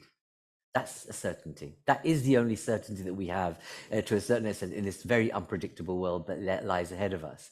How do we collaborate and cooperate and make sure that standing aside and two largest economies in the world actually make sense of each other in that context and make sure we move together in earnest in a way that makes things better for people on the ground? As I was saying in the beginning, we have to imagine a people-centered approach to our agenda. And that has to be both the compass and I suppose the anchor to our debates as we look ahead. How do we make sure that ordinary lives of people and communities are not negatively, materially impacted because politicians can't go on? And I think we need to find ways of creating that sense of open dialogue about making sense of by de-risking. So I'm very pleased that we've got a range of speakers from different parts, both from China, here, elsewhere, to contribute to this debate. Lillian, I'm very pleased that you're here with us again. You're not a regular attender, but your second stint with us, which is really good that you're here with us. Give us your perspective. The EU de-risking strategy mean for China relations? Sorry, I keep on going in and out. I hope people are aware of that at the back. Colleagues, just to sort me out. Thank you. Well, thank you for having me. And actually, the risking approach is actually of great importance to the business community. And actually, as you might already know, that the China Chamber of Commerce to the EU just unveiled its annual flagship report on the development of Chinese enterprises in the EU. We did it in last week, and we specifically devoted one chapter to discuss the Chinese companies, their views on the EU's de-risking approach. And then, although this approach was initiated just in March, several months ago, and our survey conducted between July and October with about 180 Chinese companies and organizations operating across the EU, they reported that about 63% of survey companies, they do regard the de-risking strategy as a challenge. And furthermore, about 72% of our survey companies said their business operations have been negatively impacted by this very fresh approach vis-à-vis China. And in breakdown, about 37% reported that they have an impact on their trade exchanges with the EU partners, and about 36% said they have the issue, for instance, with the investment and mergers and acquisitions and so on. And the 12% reported they have the issues with this strategy concerning the procurement. So this is very staggering figures and very direct figures on the EU's de-risking approach, concerning the trade. And today, of course, we would like to concentrate the risks associated with the de-risking strategy. And what we mentioned is on the bilateral level, but on the global level, we would like to stress that this kind of pain will not be confined to China itself. For instance, the IMF's estimate published in October, it said the reshoring and friendshoring, some very important pillars under this strategy between China and OECD economies will drag down 6% of the global growth. So imagine, it's very dramatically harmful to the global growth. So that's the main message we would like to extend here right now. Thank you. Thank you. But Lily, if I may, you used the word challenge, which is really rather diplomatic of you. Could you give us a bit more granularity of what you mean by that? Well, as I said, the figures show it's evident. If we want to raise more examples, for instance, we see that around 60% of the survey companies, they are very concerned under this new strategy. For instance, the foreign subsidy of foreign investment screening mechanism, you see, and then the EU is revising this new mechanism by the end of this year. And we have ongoing anti-subsidy investigations into the Chinese EVs, which panelists and keynote speeches mentioned previously. There are a lot more. There are probably the potential further trade defense instruments against other sectors in the green sector, in the high-tech sector. Thank you very much. No, and we'll come back to this. I'm sure hopefully people in the audience also have a view about their experiences and what they think should happen and should stop happening. I'm going to go to Ina. Ina's online now. She was meant to be here in person, but I believe, Ina, you're online with us now? Yes, I'm online. Great. Hello. Hello. Thank you for joining us. I'm glad you were still able to make it. Ina, you're with GIZ, a major institution of the German government. You as well. Ina, tell me, from your experience and your perspective, what role can digital transformation or digitalization help in the agenda of carbon reduced supply chains, but also in terms of how we manage the green digital transition? So your views on that, is that a way in which we could learn and draw from in the EU-China relations? Thank you very much for that question, and also thank you for having me tonight. Yes, I believe that is a very relevant question. The topics we are looking at here, or we're supporting here at GIZ in East Asia, are specifically focusing on climate action, trade, as well as, of course, natural preservation. And what we observe is that the digital transformation can indeed play a vital role in creating sustainable and more circular industrial global supply chains.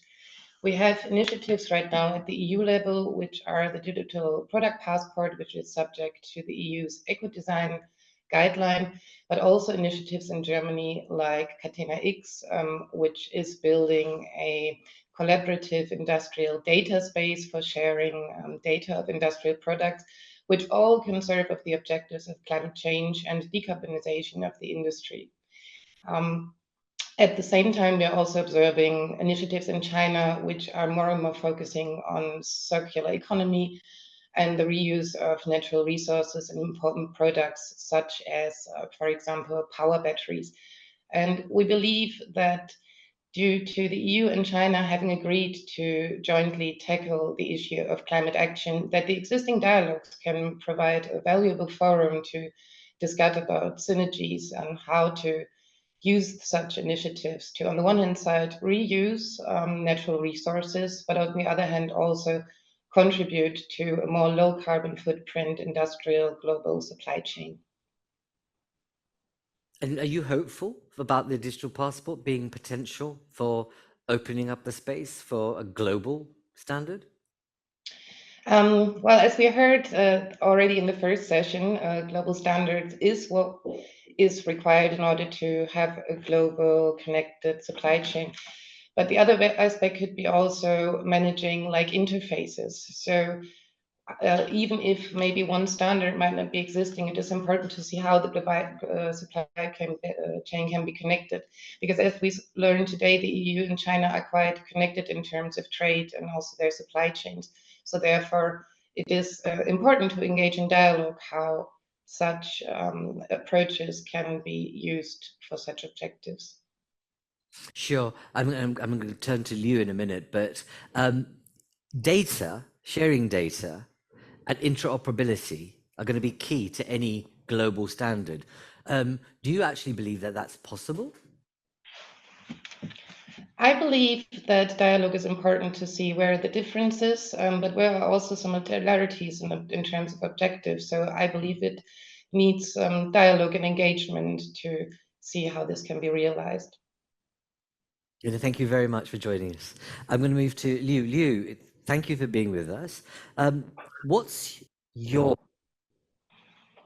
interpretation and assessment of how de-risking as a term is affecting EU-China relations? We've taken a business perspective from Lin. Give us your perspective. Thank you. Yes, on. Yes, my point is de-risking should never be symptonym with the Sino-fiction. I'm delighted to participate in this forum, but I still widely remember the support of the China-EU in the COVID-19 as the two major civilization forces and markets from East and West. I believe that the China-EU relationship is the most important global relationship. This year's de-risking has become a hot topic, but it essentially is a decoupling and a severe attack on the global supply chain, and some individuals are attempting to use the name of de-risking to achieve the actual goal of designification. In reality, China is not a source of risk, but a stabilizer, growth engine, and initiator of the world economy. Designification would actually bring systematic risks to the world. Therefore, the risking should not be used as an excuse for designification. From a global perspective, China serves as a stabilizer for world economic growth. As the second largest economy globally and a major trading partner for over 140 countries and regions, China has contributed more than 130 to the global economic growth in the past decade. As the EU's largest trading partner, Sino-EU trade has exceeded $1 trillion continuously for multiple years. As one of the largest markets globally, Sino-EU cooperation plays an essential role in building a Eurasia market and driving economic growth in Eurasia. In terms of infrastructure and development, China acts as an engine for global economic growth, being the world's leading manufacturing country. China ranks first globally in terms of railways, highways, and high-speed railways over the past 10 years since proposing the Belt and Road Initiative. And I think BRI proposed by China, but it belongs to the whole world, especially EU. China has initiated over 3,000 projects, just as the ambassador says, such as railways, highways, and ports, with investments exceeding $1 trillion. Meanwhile, Europe and Asia require infrastructure investments of over $1 trillion annually. Thus, Sino-EU cooperation can provide infrastructure construction in Eurasia. Regarding collaboration, China serves as a source of growth for global economic trade. The initial document on BRI from 2015 aimed to connect dynamic Asian economies with EU economies through enhanced connectivity across Eurasia via China efforts. Over 10 years, the number of Sino-Europe Railway Express trains launched has reached nearly 80,000 with 87 routes and connected 217 cities in 25 countries across Eurasia. The Sino-Europe Railway Express has facilitated the connection of the Eurasia market, boosted the Sino-EU economic development, and served as a lifeline transporting medical supplies during the pandemic. From China's perspective, China's style modernization helps hedge global risks. China has achieved comprehensive poverty alleviation from 1.4 billion people and is working towards achieving common prosperity. As a modernization that combines material and spiritual civilization on a massive scale, China is becoming the largest and most promising market globally. China's style modernization follows a path of harmonious coexistence between humans and nature, promoting global carbon reduction. It also follows a path of peaceful development, as China is not a source of risk, but also an important force in risk mitigation. China has significantly contributed to global risk mitigation in events such as at the 2008 and 1998 financial crisis. From an international perspective, China has not only refrained from exporting wars, but also avoided exporting global inflation, negative spillover effects such as raising interest rates and crises. China advocates global security initiatives, global development initiatives, and global civilization initiatives. It proposes the joint construction of the Belt and Road Initiative, promotes the implementation of the United Nations 2013 Sustainable Development Agenda, and positions itself as a source of opportunities rather than risks. China is a source of growth, not risks. If designification is carried out under the guise of de-risking, it would be the greatest risk, leading to reduced cooperation, stability, development, and globalization. Therefore, I believe that practical cooperation between China and the EU would be strengthened without being blinded by the so-called de-risking concept. Moreover, it should not become a scapegoat for others to achieve decoupling or isolationism. Strengthening cooperation between China and Europe precisely aligns with the interests of both parties. Both sides should not only enhance the implementation of the Sino-EU investment agreement, but also strengthen practical cooperation in various fields such as trade, finance, and think tanks between China and the EU to boost the well-being of both China and the EU. By combining China's hard power with the EU's soft power, we can enhance the EU's global influence. So the risking and design pursued by the United Nations and the EU will pose a significant danger, such as deglobalization. Economic globalization has led to separate global industrial and supply chains, being detached from the world market, and the international division of labor is undoubtedly the most significant risk. As the largest trading partner for more than 120 countries and regions, China is the world's largest manufacturing country, with its manufacturing sector accounting for more than... Yeah, so I'm going to, because no, it's great, but that's a list of achievements and statement of reality of the prowess of China. Just if I can ask you just to sum it, what's for you is the key message you want to deliver to this audience about the impact of de-risking on the relationship?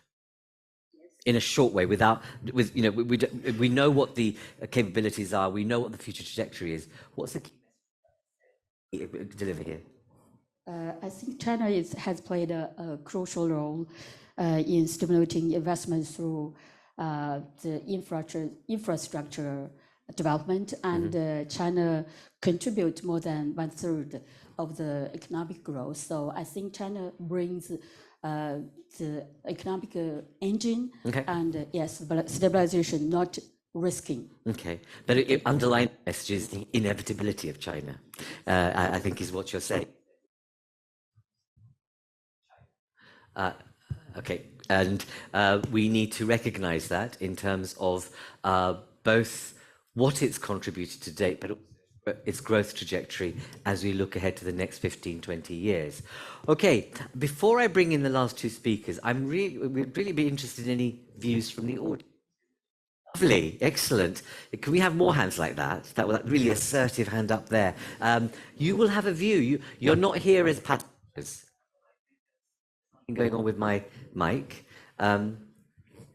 Okay. So, really interested in your views about what is going on, both with my mic and this damn thing. Sorry, I do apologize. Want to make sure that you contribute to this debate. The brain is in this room. It can't just be this panel or ambassadors and politicians. You are consumers of this relationship. You are participants in this relationship. So it'd be good to get your views too. So yourself first. Please say who you are. My name is Eva Valle. I am the head of unit in DigiTrade of the unit responsible for, amongst other countries, China. And I am very, very concerned about the references of the two speakers about de-risking, as if it were de-risking from China, even de-Sinification I have heard. Our de-risking strategy is not about China, only about China. We are de-risking our economy, which I think is an obligation of any responsible policymaker to make sure that our economies and our supply chains are not full of risk. The contrary would be tremendously reckless. Now, it is true, obviously, that because of the specific characteristics of China, our de-risking strategy has specific implications from China. And I want to make two differences. On the one hand is what we are trying to do on making sure that we have a level playing field, and those are our traditional trade defense tools. This is not about de-risking. The anti-subsidy investigation is not about de-risking. Then comes our de-risking strategy. Our de-risking strategy tries to address, on the one hand, more hard security concerns, and on the other hand, the more soft, broader economic security concerns that we are seeing emerging. And here is where trust plays a big role. And trust is, we have heard very eloquent Chinese speakers, particularly in the first side of the session, but it's about facts. It's about seeing the realities on the ground. And when you see China opening up, however, the market access barriers raising, and look at the European Chamber of Commerce in China latest report, we're now at 1,000 recommendations. When you have the trade deficit growing over and over, ballooning to almost 400 billion euros, when you have a buy China policy that keeps your market closed where our procurement market is open, when you see all of these distortions, dialogue is necessary, but it is not enough. We need also to see that the results of those discussions materialize in tangible rebalancing of the relationship. And a last word, sorry. Trust is not built with actions such as blocking of all the trade with Lithuania. Trust is not built by broadly formulated export controls on key materials that are essential for the green transition, that are formulated in a very broad manner with very non-clear security justifications. Thank you. Well said. And again, it's another sign of this debate. People have been bold and brave, and may that continue. Because that's what we need to have, is frank and open conversation, and then we can get to a place of mutuality. Another woman, brilliant. Thank you. Good morning, everybody. My name is Imelda. I started a small company of my own in Belgium last year. So it took me like more than a year already just to learn tiny bits of progress every day. So I've seen how the EU and China on the field of export-import, everyday business, the small entrepreneurs business, even in Asia, in Indonesia, where I came from. And both countries, EU and China, are producing and also market countries. And most countries that have resources of raw materials seem to have like difficulties in understanding between Europe and China in terms of the market potential. So I'm hoping through this forum that EU and China can be on the same page in terms of providing practical and implementable guides for businesses, corporation, and small entrepreneurs. Thank you. No, don't. I've got to ask you more questions. Great, thank you for speaking. Thank you for raising your voice, because it's great to get a small SME's perspective. SMEs are the bulwark of the EU economy and also the Chinese economy. We know that in different ways, okay, in terms of scale. How easy have you found it to be able to operate here in Belgium? By the way, what kind of company do you have? I started a company that creates events and promote other businesses. For example, like my friend that has creativity, like stand-up comedy and then exhibitions. So. Oh, we should stay in touch. Excellent, wonderful idea. Thank you. So, I would love to. Have you found it difficult to operate here in Belgium as a small to medium enterprise? Oh yeah, I try to tame my ambition of export-import, because in 2020 I noticed that there is a change of Incoterms for export-import, and there were 13 changes from the previous 2010 Incoterms, and that happened during the pandemic. So I really, it gave me a goosebump of imagining cargoes from other countries arriving in Europe and not knowing the changing of rules. So when it's departing, it was still compliant and legal, and then halfway it's not legal anymore. So it's quite scary. So I have some friends in Asia that says, can you help us find a buyer? I said, you need to study this. And they were thinking like, I'm not as easy as I used to be, but there are a lot of rules and regulations that I see China and EU are not on the same page.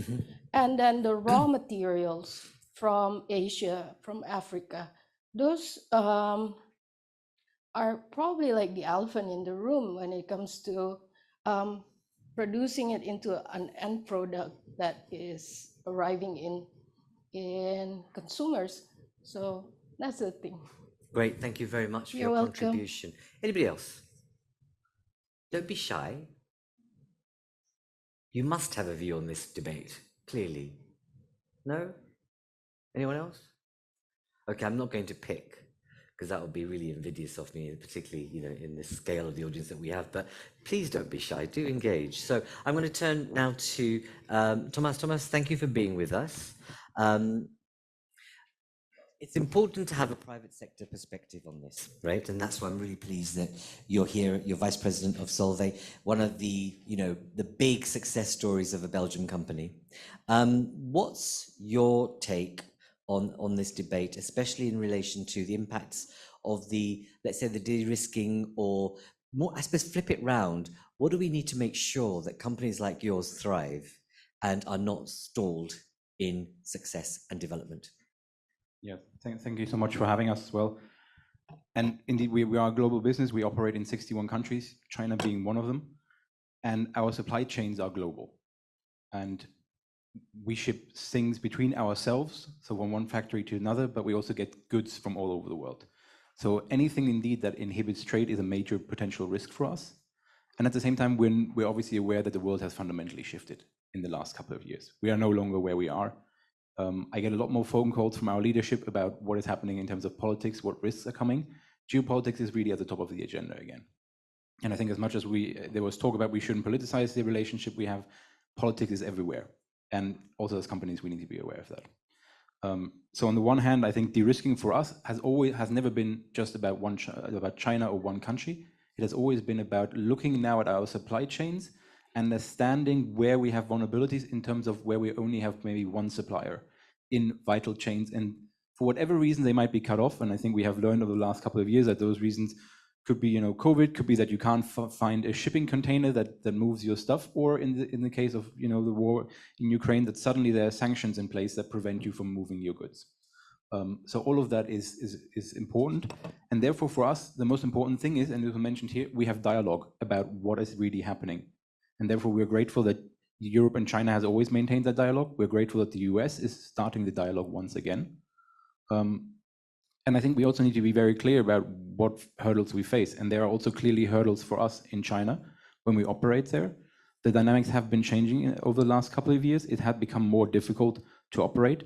It was mentioned, we have data requirements, we have security requirements that in terms make it harder for us to operate as a global business because we need to exchange certain information.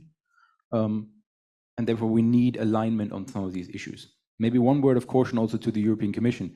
It is easy to put down goals for, I don't know, raw material extraction and everything else.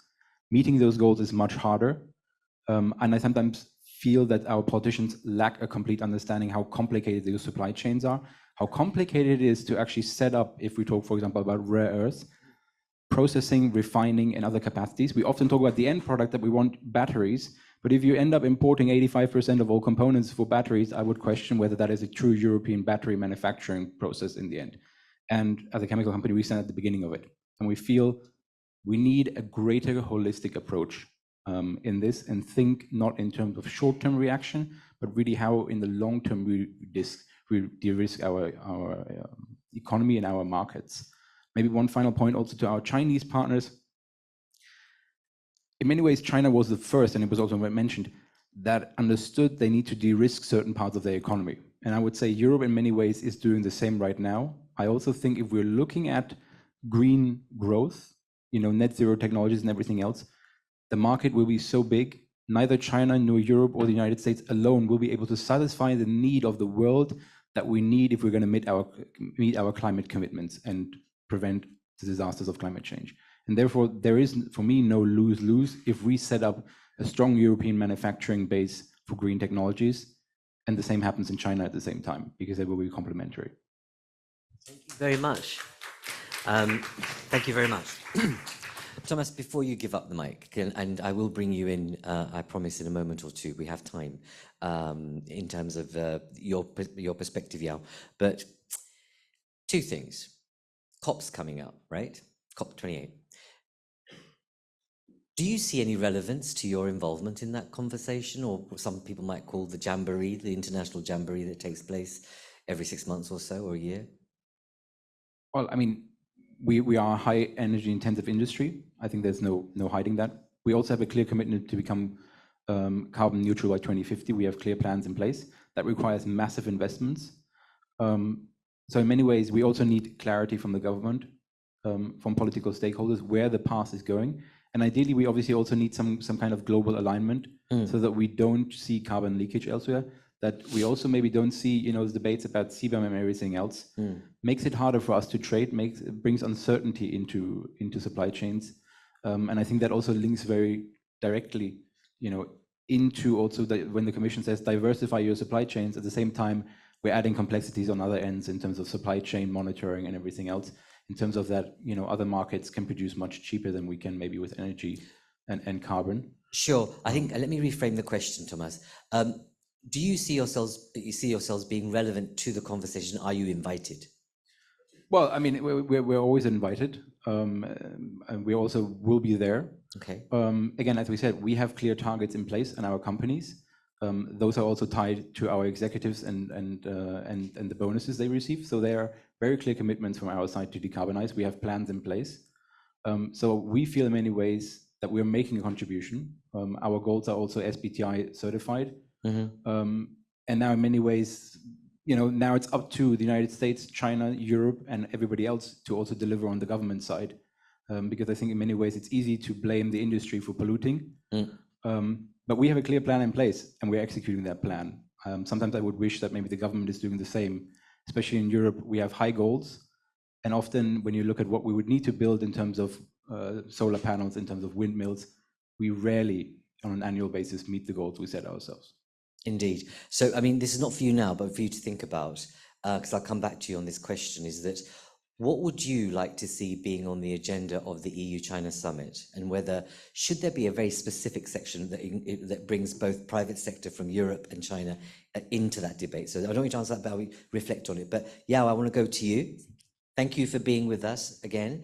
And in terms of, let's call them safeguards that are being put in place by the EU for a range of reasons that we've heard. From your perspective, how can we minimize the damage on the EU-China relationship if we understand that de-risking, as we've heard from the colleague, isn't focused on China? It is a consequence. So let's just say this: it's a consequence of what COVID revealed to most of the world, in terms of realizing the reliance on certain areas and certain democracies and certain geographies for essential items, and suddenly waking up to the reality that we need to do something about that. So over to you. Thank you. And yeah, you interrupt my thinking about my speech. Okay, let's just go. Yeah, okay.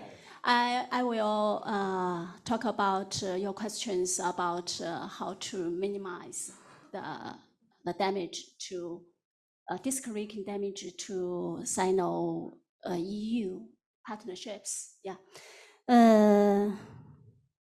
Actually, I think from the policy decision-making of the EU, firstly, the policy decision-making of the EU is striving to clarify its de-risking towards China. And we can see in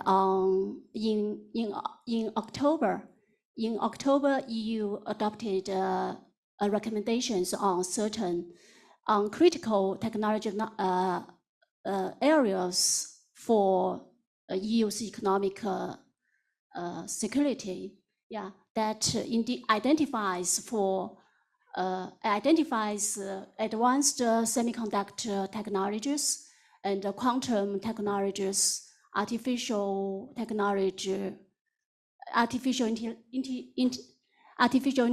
technologies, and the biotechnologies as the 4 critical technology areas, which is considered highly likely to present the most sensitive and the immediate risk to the technology leakage and the security. And it is required to complete the assessment before the end of this year, and then take corresponding measures accordingly. Therefore, with regard to which technology areas belonging to the scope of de-risking, EU is trying to give China a relative clean expectations. However, I think this document lists 10 technology areas, and it is uncertain whether the other 6 technology areas will be will be included in the scope of the EU's de-risking towards China. And due to the existence of the uncertainty, I think there is a possibility that the further damage to China and the Sino and the EU partnership. On the other hand, I think to minimize the damage from the de-risking, one principle might be adhered to, like not politicize the de-risking, that is not interfering in the enterprise's market diversification strategy or its supply chain resilience considerations, nor take measures instead of the company, such as this time the launching of the subsidy probe into China's EVs imports. So I just say something about that. So based on what you've just said, do you feel that it's a kind of bleak outlook in terms of EU-China relations in the current trajectory that you've outlined? You need to take the mic. You need to... So you need to speak into the mic so that people can hear you, sorry.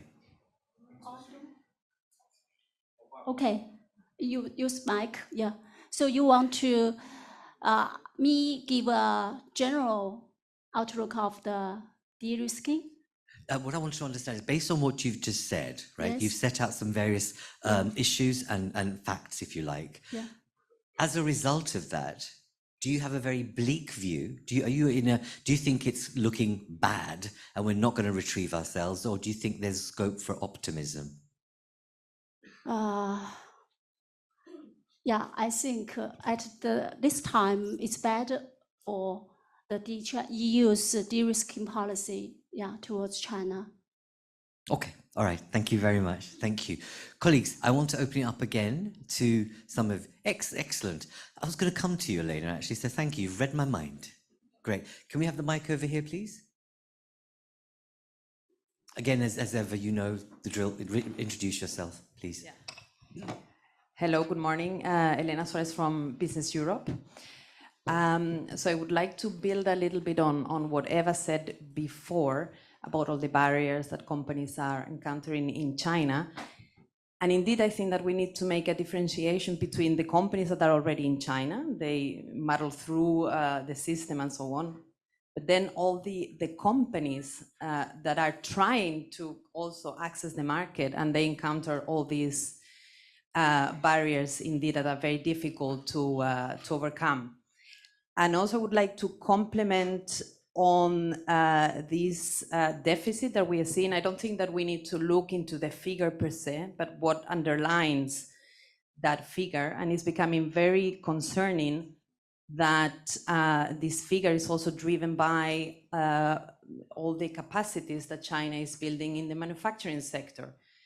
So when we talk about adjusting, for example, the China's growth, that next year may become even a little bit more than 5.4 that we have now, we are concerned that that figure actually comes from the supply side of things.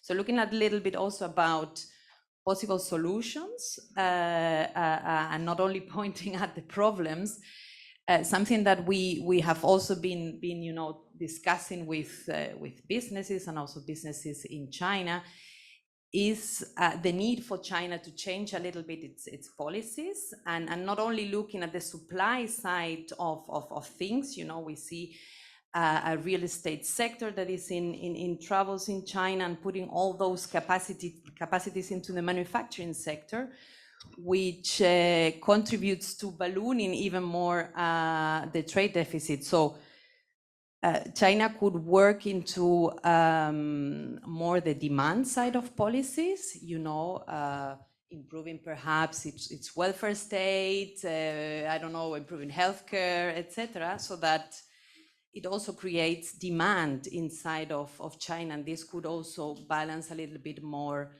the relationship. Elena, thank you very much for that. For those who are watching as well as in the room, we've constantly heard about the deficit. In practical terms, if it carries on as it does currently, what was the direct impact on companies in Europe? Well, I mean, as I said, I don't think that we need to look at the figure per se, and for us, it's not really a problem that this is a little bit of a scary figure. Right. But if we look underneath on what's going on, as I said, we are beginning to be very concerned that this is because China is building a lot of capacities on electric vehicles, on windmills, solar panels, etc., etc. And if we see these floods of goods coming from China, I'm afraid that governments and politicians will look into this and will say we need to raise fences because we cannot really absorbed all these products. So this is for us the problem. And on the other hand, we also see that China is not really fully open, and I think that Marianne mentioned that this morning, that the European market is a very open market in general, but of course this should not be taken by granted, because at one point we will say, well, we cannot remain open while you have all these long-standing barriers. At one point we will have to rebalance also that openness, or so to speak. And would you, I mean, from your perspective, in terms of what you've experienced the EU-China summits before, you know, we read about them, we consume what took place or what didn't take place. Is your sense, this is a question that I asked Thomas, would you like to see a very specific dedicated section of that summit about what you're talking about, but with involvement from business? Or is that just a no-brainer? Absolutely, absolutely. And if there is an involvement of business, we would like to see that those are associations representing the full spectrum of European businesses and Chinese businesses, not just that we pick and choose certain companies that may only, you know, give their own views as companies, but we would like to see that the full European businesses are, and on the Chinese side as well, are represented. There you go. There's an idea out of this debate. Let's see if both parties are listening and see if it comes about. But, you know, it makes sense. Because when I'm speaking to business leaders, just in terms of European policy making, a lot of them would say, we want to be brought in earlier. We don't want to be seen simply as someone that wants to lobby for deregulation and just look at the profit line. Let us help as companies problem solve Europe's economy and Europe's, you know, livelihoods. And I think there's something similar about that dialogue. So let's hope that out of this forum, let's see if the Chinese and the EU leadership will create a item on the agenda that's coming up in Beijing that focuses exactly what you've just said, bringing businesses with diversity from both sides. But let's see. Gentlemen there at the back. And I wanted to ask you, you've caught my eye, but you don't have to comment if you don't wish to. Yes, it's you I'm looking at. Yeah, you. You don't have to, though, because I just know that you've offered sage advice in the past in terms of discussions about this, but you don't have to come in if you don't want to. I understand, and I'll bring you in. So, gentlemen there. Thank you very much indeed. My name is Wolfgang Pape. I'm speaking as an individual with some experience in East Asia. I lived there more than 12 years in different positions. I was in China for the first time in 1975. Most of the people here probably were not born yet. As a senior, I dare see a little bit my experience. And you mentioned just the leadership, not only in China, even in Europe. We have changes over these 50 years I've seen East Asia. And I have a feeling these 20 years, which seems to be very irrelevant here, over the partnership we have lived through, has seen changes in leadership as well. And there shouldn't be any taboo. And I have a feeling in Europe, we had the enlargement and all that here in the EU, but even in China, there was a drastic, as I see it, change in leadership. We shouldn't taboo this leadership change. And I wonder how the Chinese feel about this change in leadership. Was there a change or was it just a different? Because from my understanding, China in the past developed a kind of collective leadership. This seems to be changing. Is it for the good or the bad? Thank you. What's your sense? Give us your view as you've got the mic, without giving the mic back. What's your view? My view is there was a change in leadership and it wasn't always positive. Thank you. Okay. Okay, great. The mic. Just here. Yeah, thank you. My name is Yan from the Chinese Mission. And also on de-risking, I want to say a few words. Indeed, EU colleagues recently have been talking about de-risking, and it says that it's not targeted at China. We hear a lot about this, and says that it's country agnostic. But indeed, China, in most cases, is affected, even though it's not if not a main target. So that's why I think businesses and people in China are quite concerned about this. And but the fact, can I just ask you one thing? Given what we've heard about the amount of trade, the amount of capital exchange, the market access between both blocks, isn't it obvious that China would feel that because of the size and scale of the relationship rather than it being targeted by the EU? Yes, I think we are more concerned about the trend. What's the direction going? And actually, de-risking itself also involves risks. And I think it's important also for the EU side to be cautious and proportionate in its de-risking efforts. And how far are you willing to go in this direction? I think this is some of the concern that we may have. So how far do you want to go in the direction of de-risking? Thank you very much. Gao. So I'm taking quite a few Chinese contributions, which is not an issue. But colleagues and women, please put your hands up. Thank you very much. I'll be very brief. I think this panel is very important because we do need to reduce or minimize or eliminate uncertainties. One thing the summit meeting can really think about is how to really wrap up this comprehensive agreement of investment. Very important between China and Europe.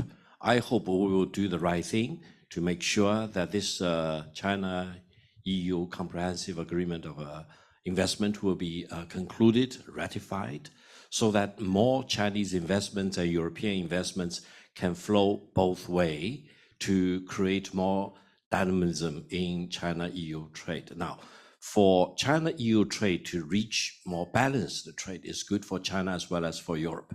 But we need to encourage the European companies to figure out what's the best way to find out more goods to sell to China, good quality, affordable, and sustainable. I want to assure everyone here that the size of the Chinese market is really unlimited for the good quality products from Europe, especially because we are talking about the Chinese economy redoubling in size in the coming few decades. And hurry up, don't lose the opportunities. And the earlier you prepare yourself to go into the market, the better. Thank you.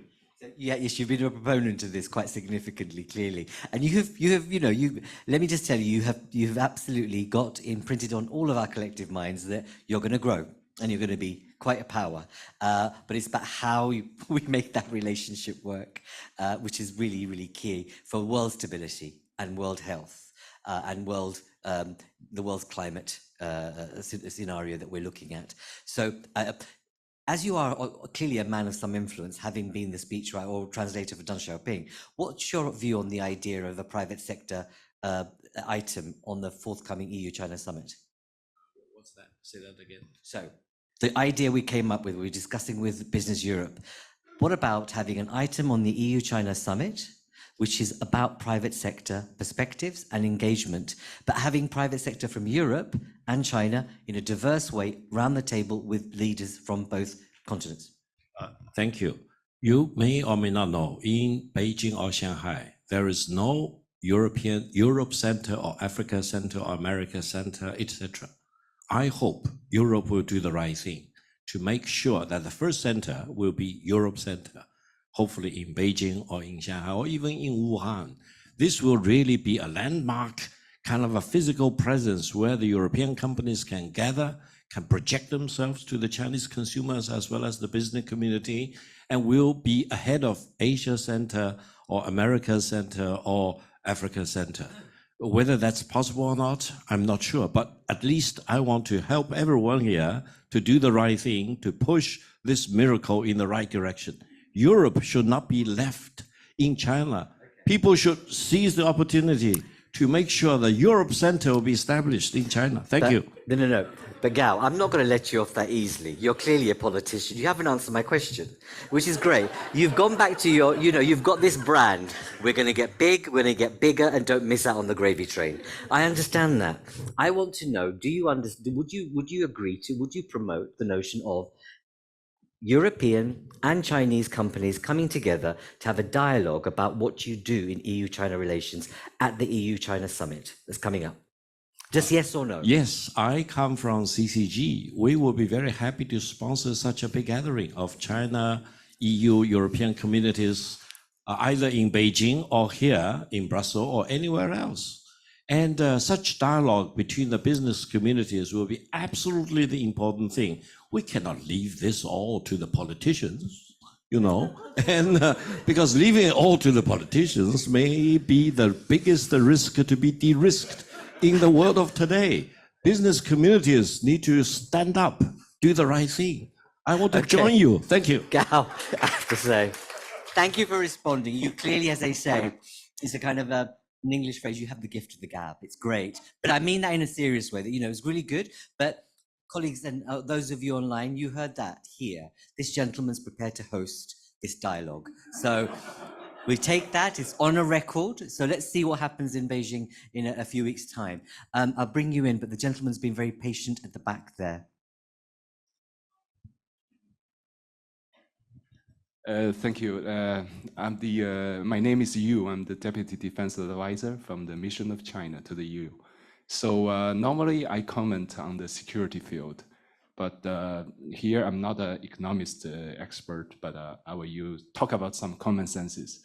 So I've been following the security aspect, European security, quite for a while, and I understand the logic behind the de-risking policy, not putting the eggs in one basket. I understand that, especially after the COVID-19 and the crisis in Ukraine.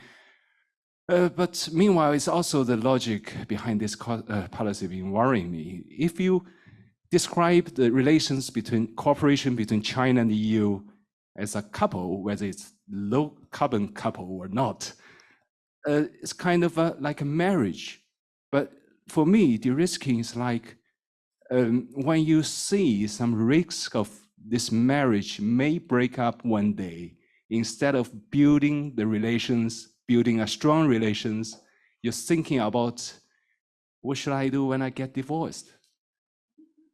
It's and also as someone who has been involved in the policy making in the security area, I know that although, I mean, the important thing is to which extent would you advocate for de-risking?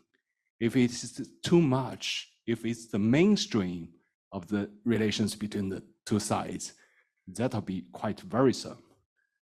I mean, the mainstream should still be cooperation instead of thinking getting divorced one day. That's my comment. Thank you. Whilst you've got the mic, let's rephrase it as safeguarding, okay? Yes. Would you say that China is also safeguarding its interests? Of course, China is supposed to safeguard our interests, but China believes cooperation and healthy competition is a better way of safeguarding our interests. Thank you. Okay, I'm going to go back to Elena for a brief comment because I know you want to come in, and then I'll bring yourself in from DG Trade. No, just a short comment to manage expectations that, you know, to prepare a business summit, it takes time. So I think that the summit... It could be done. We built hospitals in 3 weeks during COVID.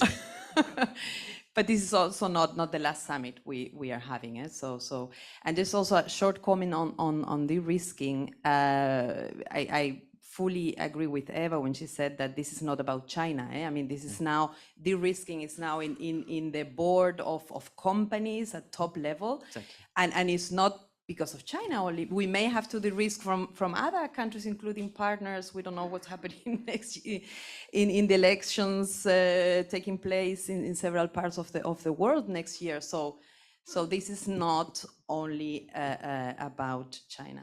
Thank you very much. Eva, going back to you. You had your hand up. Just behind you. There you go. Yes, thanks a lot. Well, I wanted to stress again that de-risking is not about China. So I find it very difficult to engage into this discussion about how China is being impacted. Most of our de-risking measures, we are conceiving them right now. So I don't understand what impact we are talking about. Again, measures on trade defense that has come up many, many times here. It's about leveling the playing field. It's about protecting ourselves from unfair trade. It's not about de-risking. And I wanted to stress the comment that Elena made about if there were to be a discussion from the business community, with which, may I reassure you, we try to be in touch on a regular basis, and Elena knows that, she's a very close friend throughout the years. We listen to the business community. Indeed, from the perspective of the EU, what Elena said is very, very important. We would need it to be represented by business associations, both those that have made it in China despite all the hurdles that they have gone through, and those that have never managed to make it in China, and not with individual business leaders that, confronted to the leadership, may find it a bit difficult to be critical. So that for us is very important. And then a general comment about all of this, China being open, being very welcoming. Again, the EU doesn't want to decouple from China. We want to continue trade and investment relationships on a healthy basis. It's very important for us. But there are plenty of simple things that China could do. For instance, it could treat foreign companies as its domestic companies, like is the case in Europe. So in Europe, if a foreign investor sets up a company according to the local rules and regulations, it will be treated as a European company. The same is not in China. We will always be foreign companies. We will always be subject to separate rules and regulations that are more restricted. We will be forced, in many cases, into a forced marriage with a state-owned enterprise in a joint venture. Those type of restrictions is not opening up. And they have been there for way, way too long. And I think at the size of the Chinese economy right now is not the same as when it joined the WTO. There's no justification for this type of restrictions except for mercantilism. And that is problematic. Strong words. Thank you very much for that perspective. I will bring you in. I want to go back to the panel, if I may. Otherwise, it becomes just a dialogue amongst folk. So, Liu, do you want to comment on this? Yes, of course. And I think maybe strengthening the China-EU relationships is a wise strategy for de-risking. I have 4 advices. First is enhance China-EU strategy. Enhance China-EU strategic mutual trust and elevate Europe's strategic autonomy. Every country and region should prioritize its own interests and contribute to global welfare rather than being led by other nations.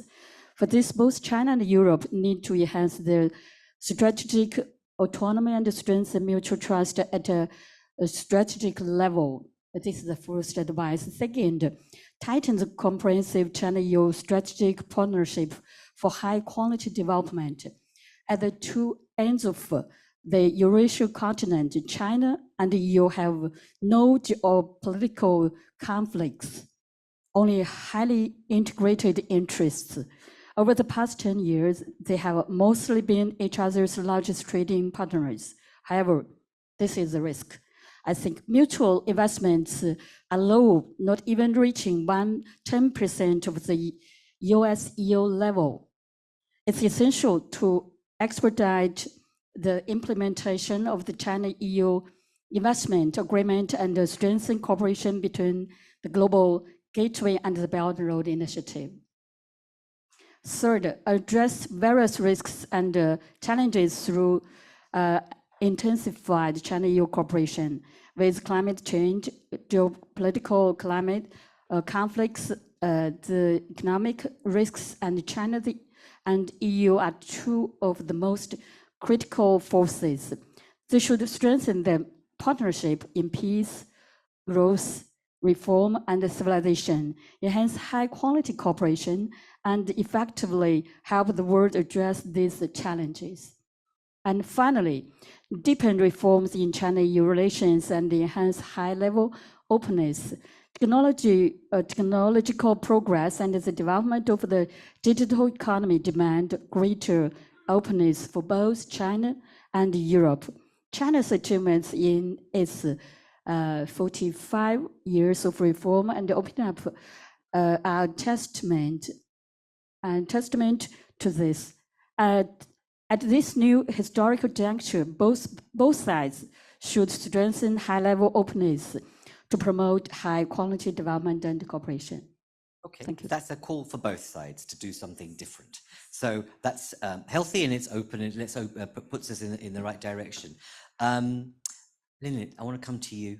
Not not necessarily on the debate, you could reflect on that. And also, Ina, if you want to come through, I know you're online, I can't see you, but if you want to come in, just indicate to the people here and I'll bring you in. What's your sense of this notion, this idea we've given birth to here of having a, business to business agenda, Europe to, China, business item on the EU-China summit? Sure, I think the economic and trade issues are definitely high on the agenda, right? It's already, President von der Leyen mentioned it just in Berlin, that economic and trade issue will be on. No, I'm being really specific, Lynn. Again, you're giving me a diplomatic answer. Do you want to have? I'm from the business sector. So, yeah. So yeah. no, I know that. I know that, but you're still. Do you want to be there at the table with your as an association with other Chinese associations and European ones? We'll be very happy to join the CCG and Business Europe to participate in this business summit. And this is actually has been a practice for the. Every time when China you have the summit, previously they hold the business summit. That's to be sure, and we will be very happy if there's opportunity this time. Good, excellent, thank you very much. Yao, do you want to say anything? Great, go on. Yeah, I just want to respond to the participants' questions about the opening up from China. I would like to say opening up and the reform is China's national fundamental national policy. And the past 75 years have seen that China, the continuity and the expanding of China opening up. And currently China is widening its market access on service industry on its own. So under the background of the geopolitical tension increasing, I think the widening the market access concerns the comprehensive of the security and the development. And China's openness has its own processing and the consideration. Here I'd like to share one examples from company like a French corporate Suez. Yeah, it has managed its businesses in China with the 50 equities since a long time ago in areas like the urban sewage settlement, which is, while in Europe, it is impossible for Chinese companies to access.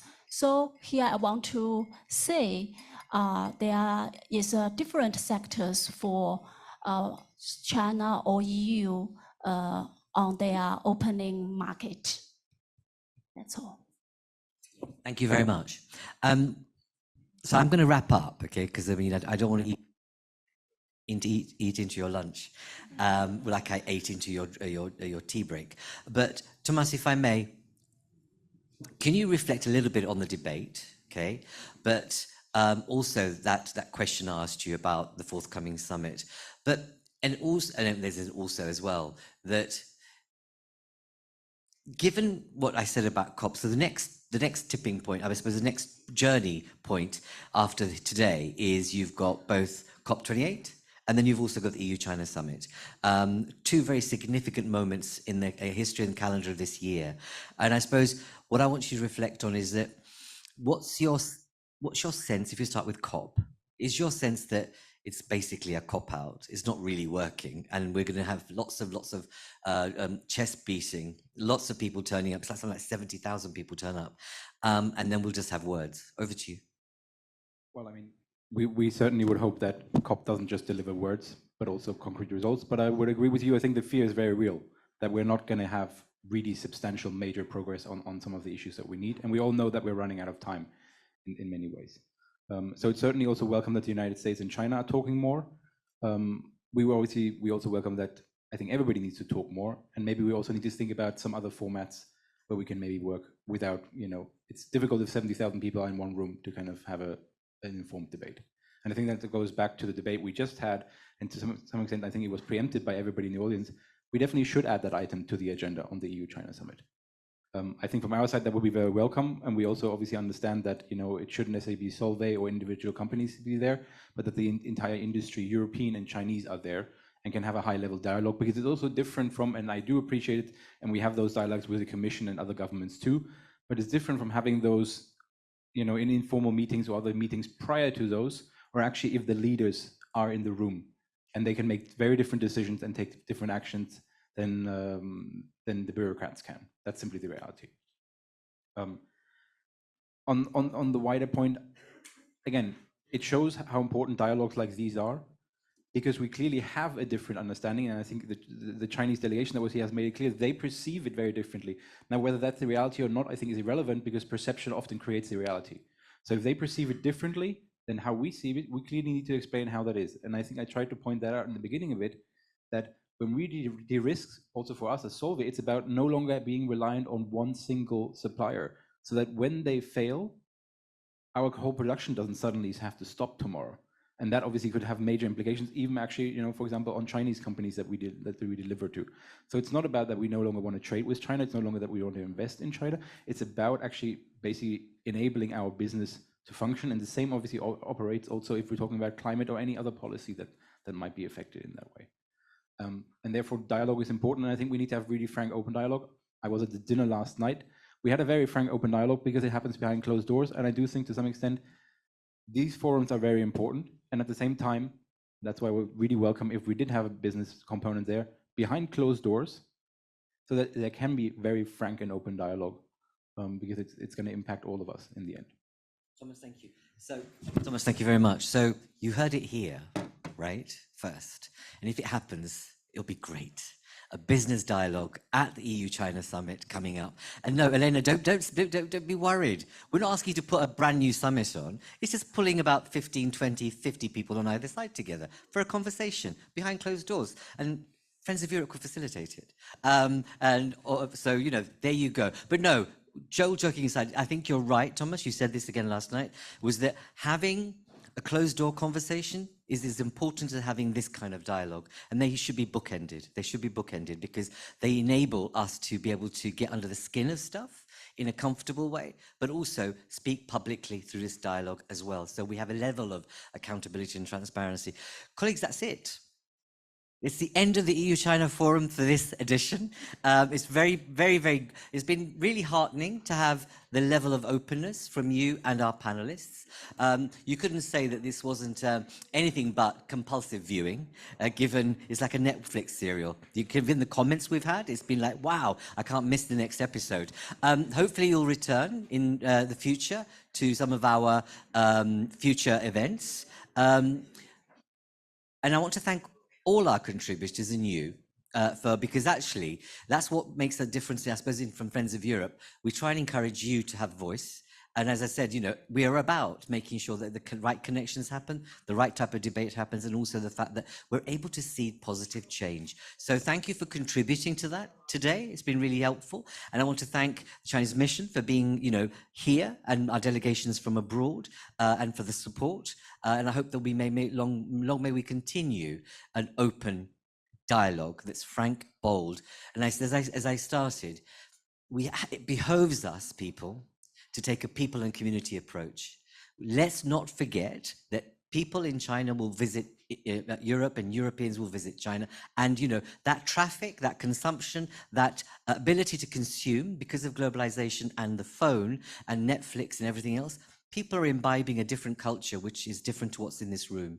And we mustn't forget that the cultural transition that's happening is as dynamic as the other transition we're going through. And I'm talking about younger generations. They're consuming a world, and they're consuming a world in a different way to anyone in this room. And I think we need to be really mindful of that. But on that note, thank you. We've got lunch upstairs for you, so don't disappear.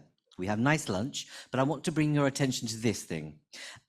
So in about an hour's time, I'll be moderating a 2-hour session, an hour and a half actually, on Global Europe. It's our Global Europe Summit.